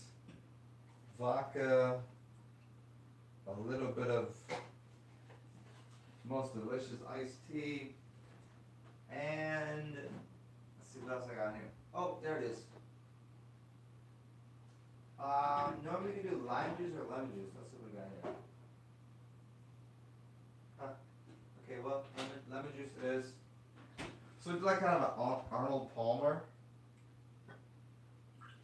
There it is. And because I'm fun with it, we'll add a little bit of honey in here. Oh, it's raw honey, and you can only add raw honey if it's cold, because if you heat it up too much, it becomes not raw honey. And we'll you normally add ice cubes in the beginning, but I don't have there it is, perfect. Let's see. Back to the beginning. I'm so glad you guys showed up. So you guys get a little because this will not go on live at all for certain. Let's see. Narcissist, Antichrist, spewing atrocities. I love it.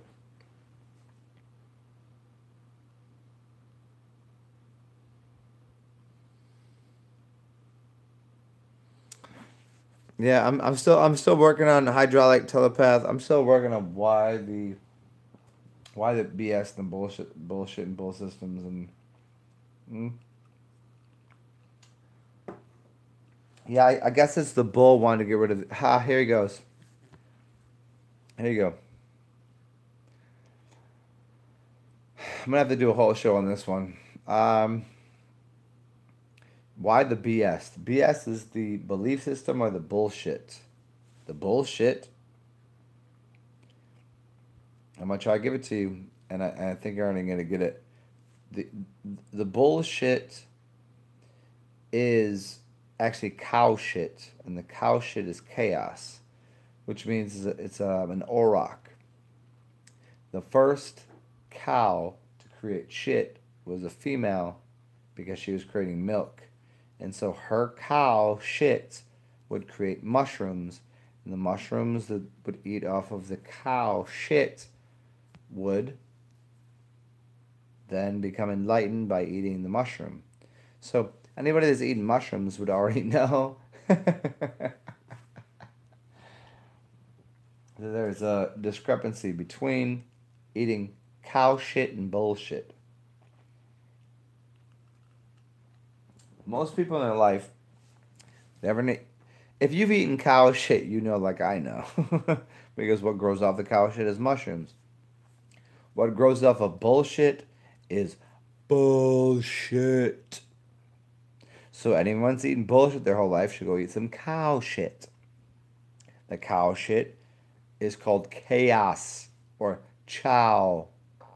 Cowboy. It means chaos.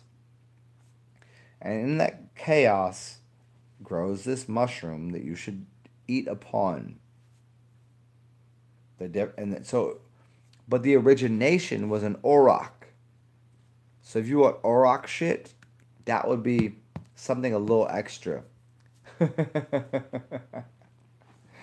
Because an auroch would kill a bull. Because in every animal's culture, the woman is the strongest. In this culture, we have a patriarchal culture, which is based upon the patriarchy of religious systems, and then like I just thought I want that. Okay, the cow. Where do you find mushrooms? Underneath a Christmas tree or underneath a cow's shit? Not underneath the bullshit, because the bullshit is bullshit. People fuck with bullshit every day of their fucking life. I'm not a bull. I'm not a cow. I'm a motherfucking auroch.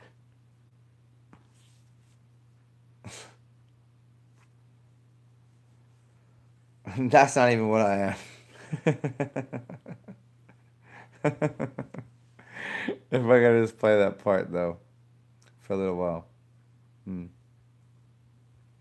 Are you understanding yet? Let me see what y'all have to say.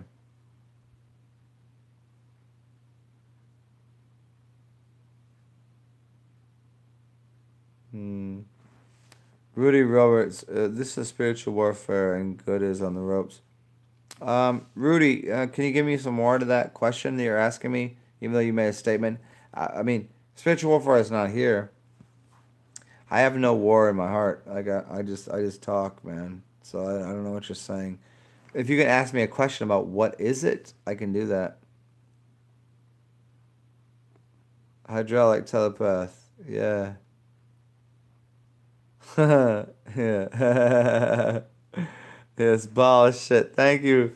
Bullshit. Thank you. It's bullshit. Yep. John Shamanic in the building. Always good to see you, man.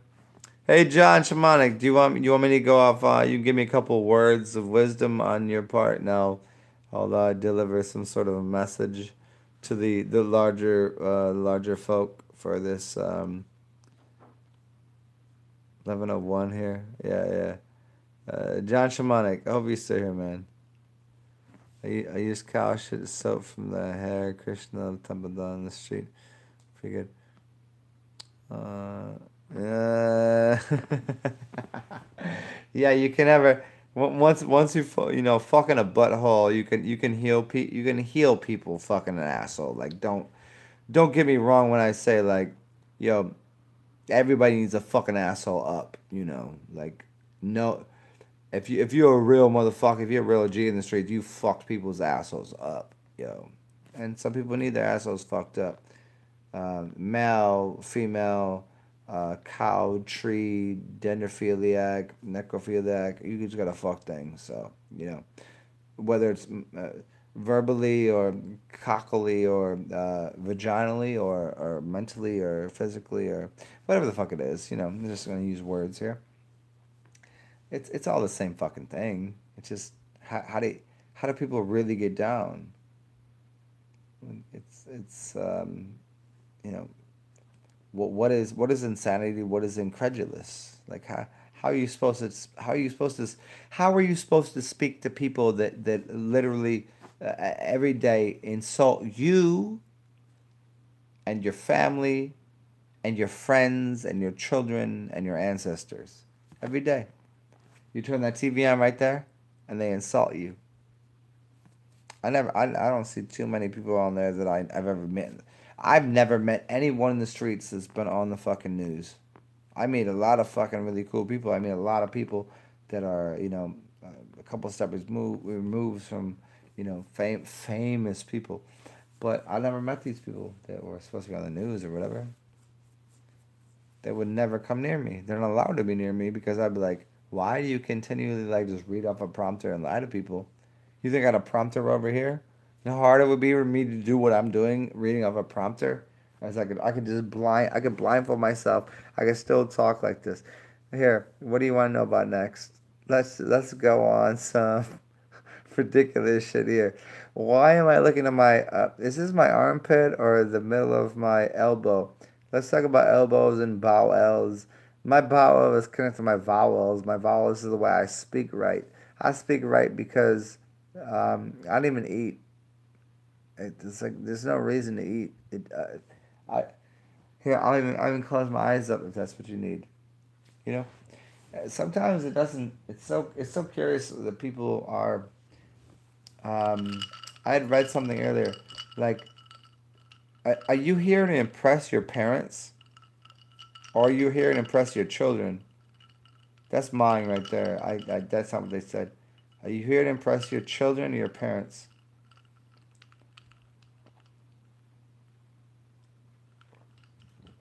Would you impress upon the larger landscape the fact that you can make your parents happy or you can make your children happy? Or yourself happy if you want to play that game? Because I would say there's only two things that matter. Probably your children, most likely, almost certainly. 99% take care of your children, and then 1% yourself. It's like we know like this. The reason I don't eat a lot is because I will feed everyone else first, and I'll eat second, and then third. Well, I mean, I don't think there should be a third. I feed my dog the same way I feed everyone else. I'll feed them all first. I don't need to eat. Sometimes I want to eat and I'll eat, but I'm not really interested in what you think about when I eat or how I eat. I'm interested in like, you know, does the food taste good? Because that's the feeding someone something is so fucking ridiculous. Because I could pull up 5 meals. I could just hand you 5 meals. What's more important, the fact that you ate or the fact that you enjoyed what you ate? So I've tried my best to feeding people enjoyment of what they've been looking for and desired. And then I also have to balance that somehow with, should I feed 1,000 people rice patties? Like the Buddhist temple over here? Should I feed people as many as I can if I can buy the cheapest shit possible and feed everyone? Or should I just feed the minimal few the best fucking thing possible and have you running on the cleanest of air, cleanest of fuel, cleanest of. So I can speak all the shit I want as long as you can filter it out and get what I'm saying. That's what people aren't getting yet.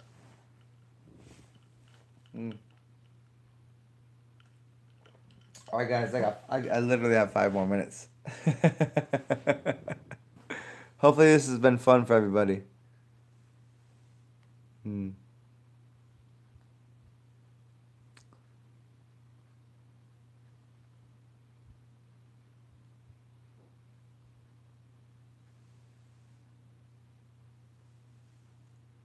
John Shamani, thank you, man. Yeah, thank you, brother, man. Uh, it's hard to be a constant gardener because sometimes when you garden, like you get little pieces of shit that crop up, little creatures that want to come up and eat your plants, and uh, especially when you got a big garden, you know.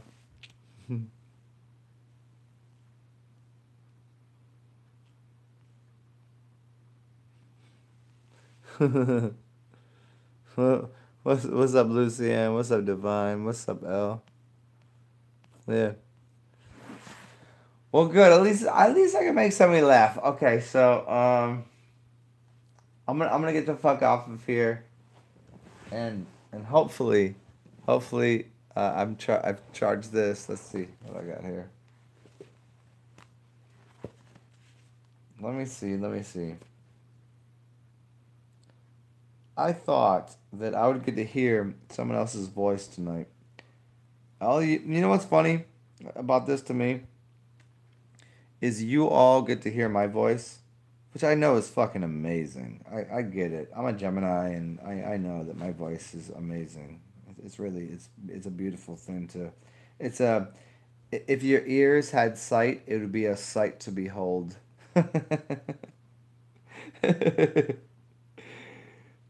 But my point was, um, I thought one of you was gonna call me in a second. Yeah, yeah. I mean, I just it'd be nice to hear any of your voices. Um, yeah. Here's this thing. I'm gonna show you the picture that I have on my screen here. This is my picture of me and my homies. Oh, there it is. That's me and my homies right there. This just reminds me. This reminds me so much. Look very closely. Um, I'll tell you soon. You can just give me a day or two. I know which one it is. Like, these are my homies. This reminds me of who my people are. It's all different kinds of people. You know? Mm, yeah. Hey, Lucienne, are you gonna? Hey, Lucienne, do it now. Do it now or forever hold your peace. Here, this is like 4 weddings and a funeral. I already told you how to get at me. This is your last chance, or else. Oh, you don't have my number? No, I'm not. Yeah, critical depth, good stuff. The year of the llama. I love the llama. The llama's great. They call me Dali. They call me the Dalai Lama. Yeah. But no, I told you get at me, Lucienne. Yeah, hit me up in the email. You have the Google Hangouts? Do it right now. Hit me up in the Google Hangouts. I'll do it right here. Look at this. You guys want to watch me talk to if she calls? It'd be so crazy. It'd be so fucking crazy. Lucian, just do it. Just hit me up on the Google Hangouts, and you have my email is anybody else? I usually put up in my videos so they can give me money, but nobody gives me money anymore. Apparently, I've been less entertaining these days. No, don't email me. No, talk to me. I want to hear your voice. That's the point of this. The point of this is to hear someone else's voice besides mine. My voice is like a 11 out of 10, beautiful. So I get that. I've heard it before. But I once in a while the entertainer wants to be entertained. So I want to hear everyone else's voice. Well, I guess there is no cure for this insanity, is there?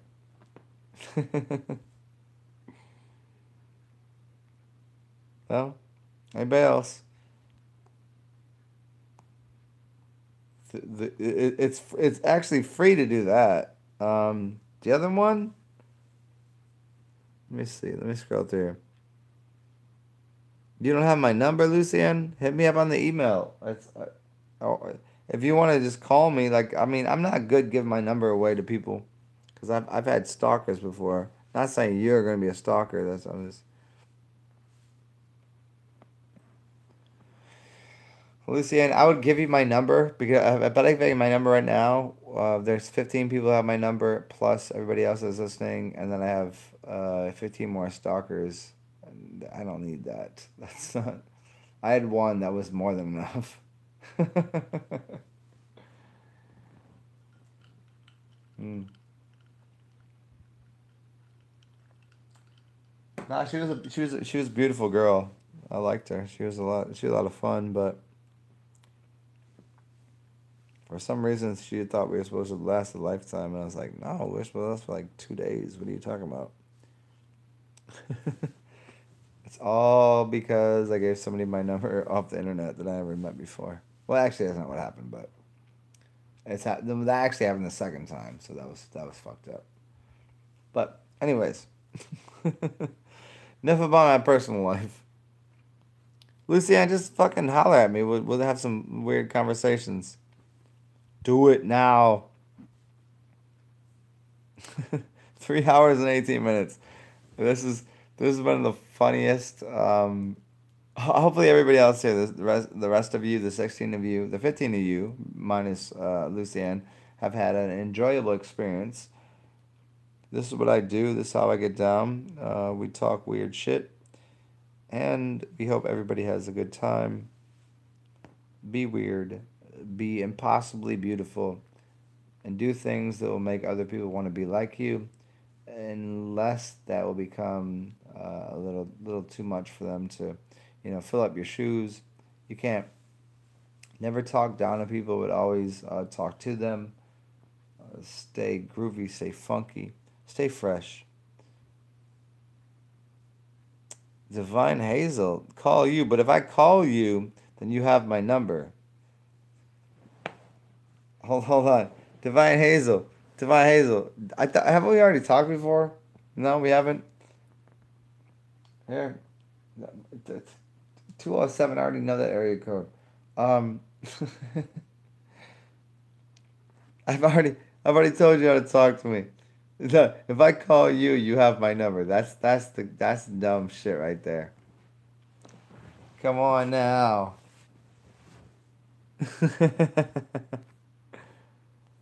I would never do that. I would never do that. Okay, fine. I guess if Lucianne doesn't want to talk, me and Divine Hazel will talk. Even haven't we already done this? Did we do this a long time? Come on, you can't. I I have to talk to. Imagine talking to like thousands of people all the time and then not knowing everybody's phone number. I thought we already did this. We haven't had a talk before. Well, how about this? How about this? I'll offer you the same. I'll offer you the same thing. Divine Hazel, you know how to get a hold of me. Try it out. I'll push a button right here. This will still be available later with the 207, the 207 stalker number. What the fuck? Oop, got another one. Hmm. Well, simple chance. Just uh, if you got two choices here. Here's your two choices. This is so simple to do. You can get onto WhatsApp, which is simple, or the most simplest thing ever is Google Hangouts, and you already have my email. And you could talk to me through there. And we could actually video call through there. You could see my dumb face. I can see your dumb face. You just go Google Hangouts and you say, "What's up, Zen?" And then go to my email, which is TheoLuminous, theoluminous@gmail, and you can holler at me. And if I don't like you, I can always block you very simply there. And if you're cool and you want to do this right now, we can. So anybody here is available to this. This is what I do. And in the future, if you've had a good time talking to me, you can always donate to my awesomenesses by just talking to me because I enjoy that the most. Or you know what? There is your voice. I can't remember. I don't know who it is yet.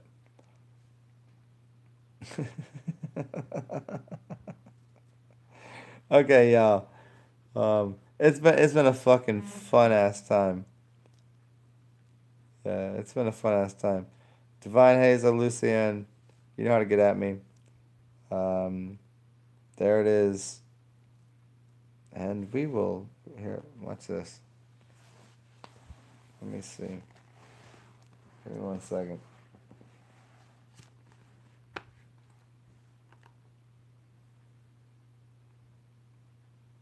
Hmm?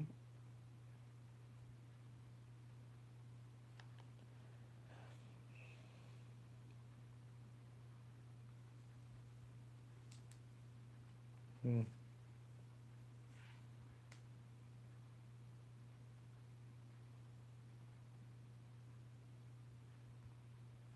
Hmm.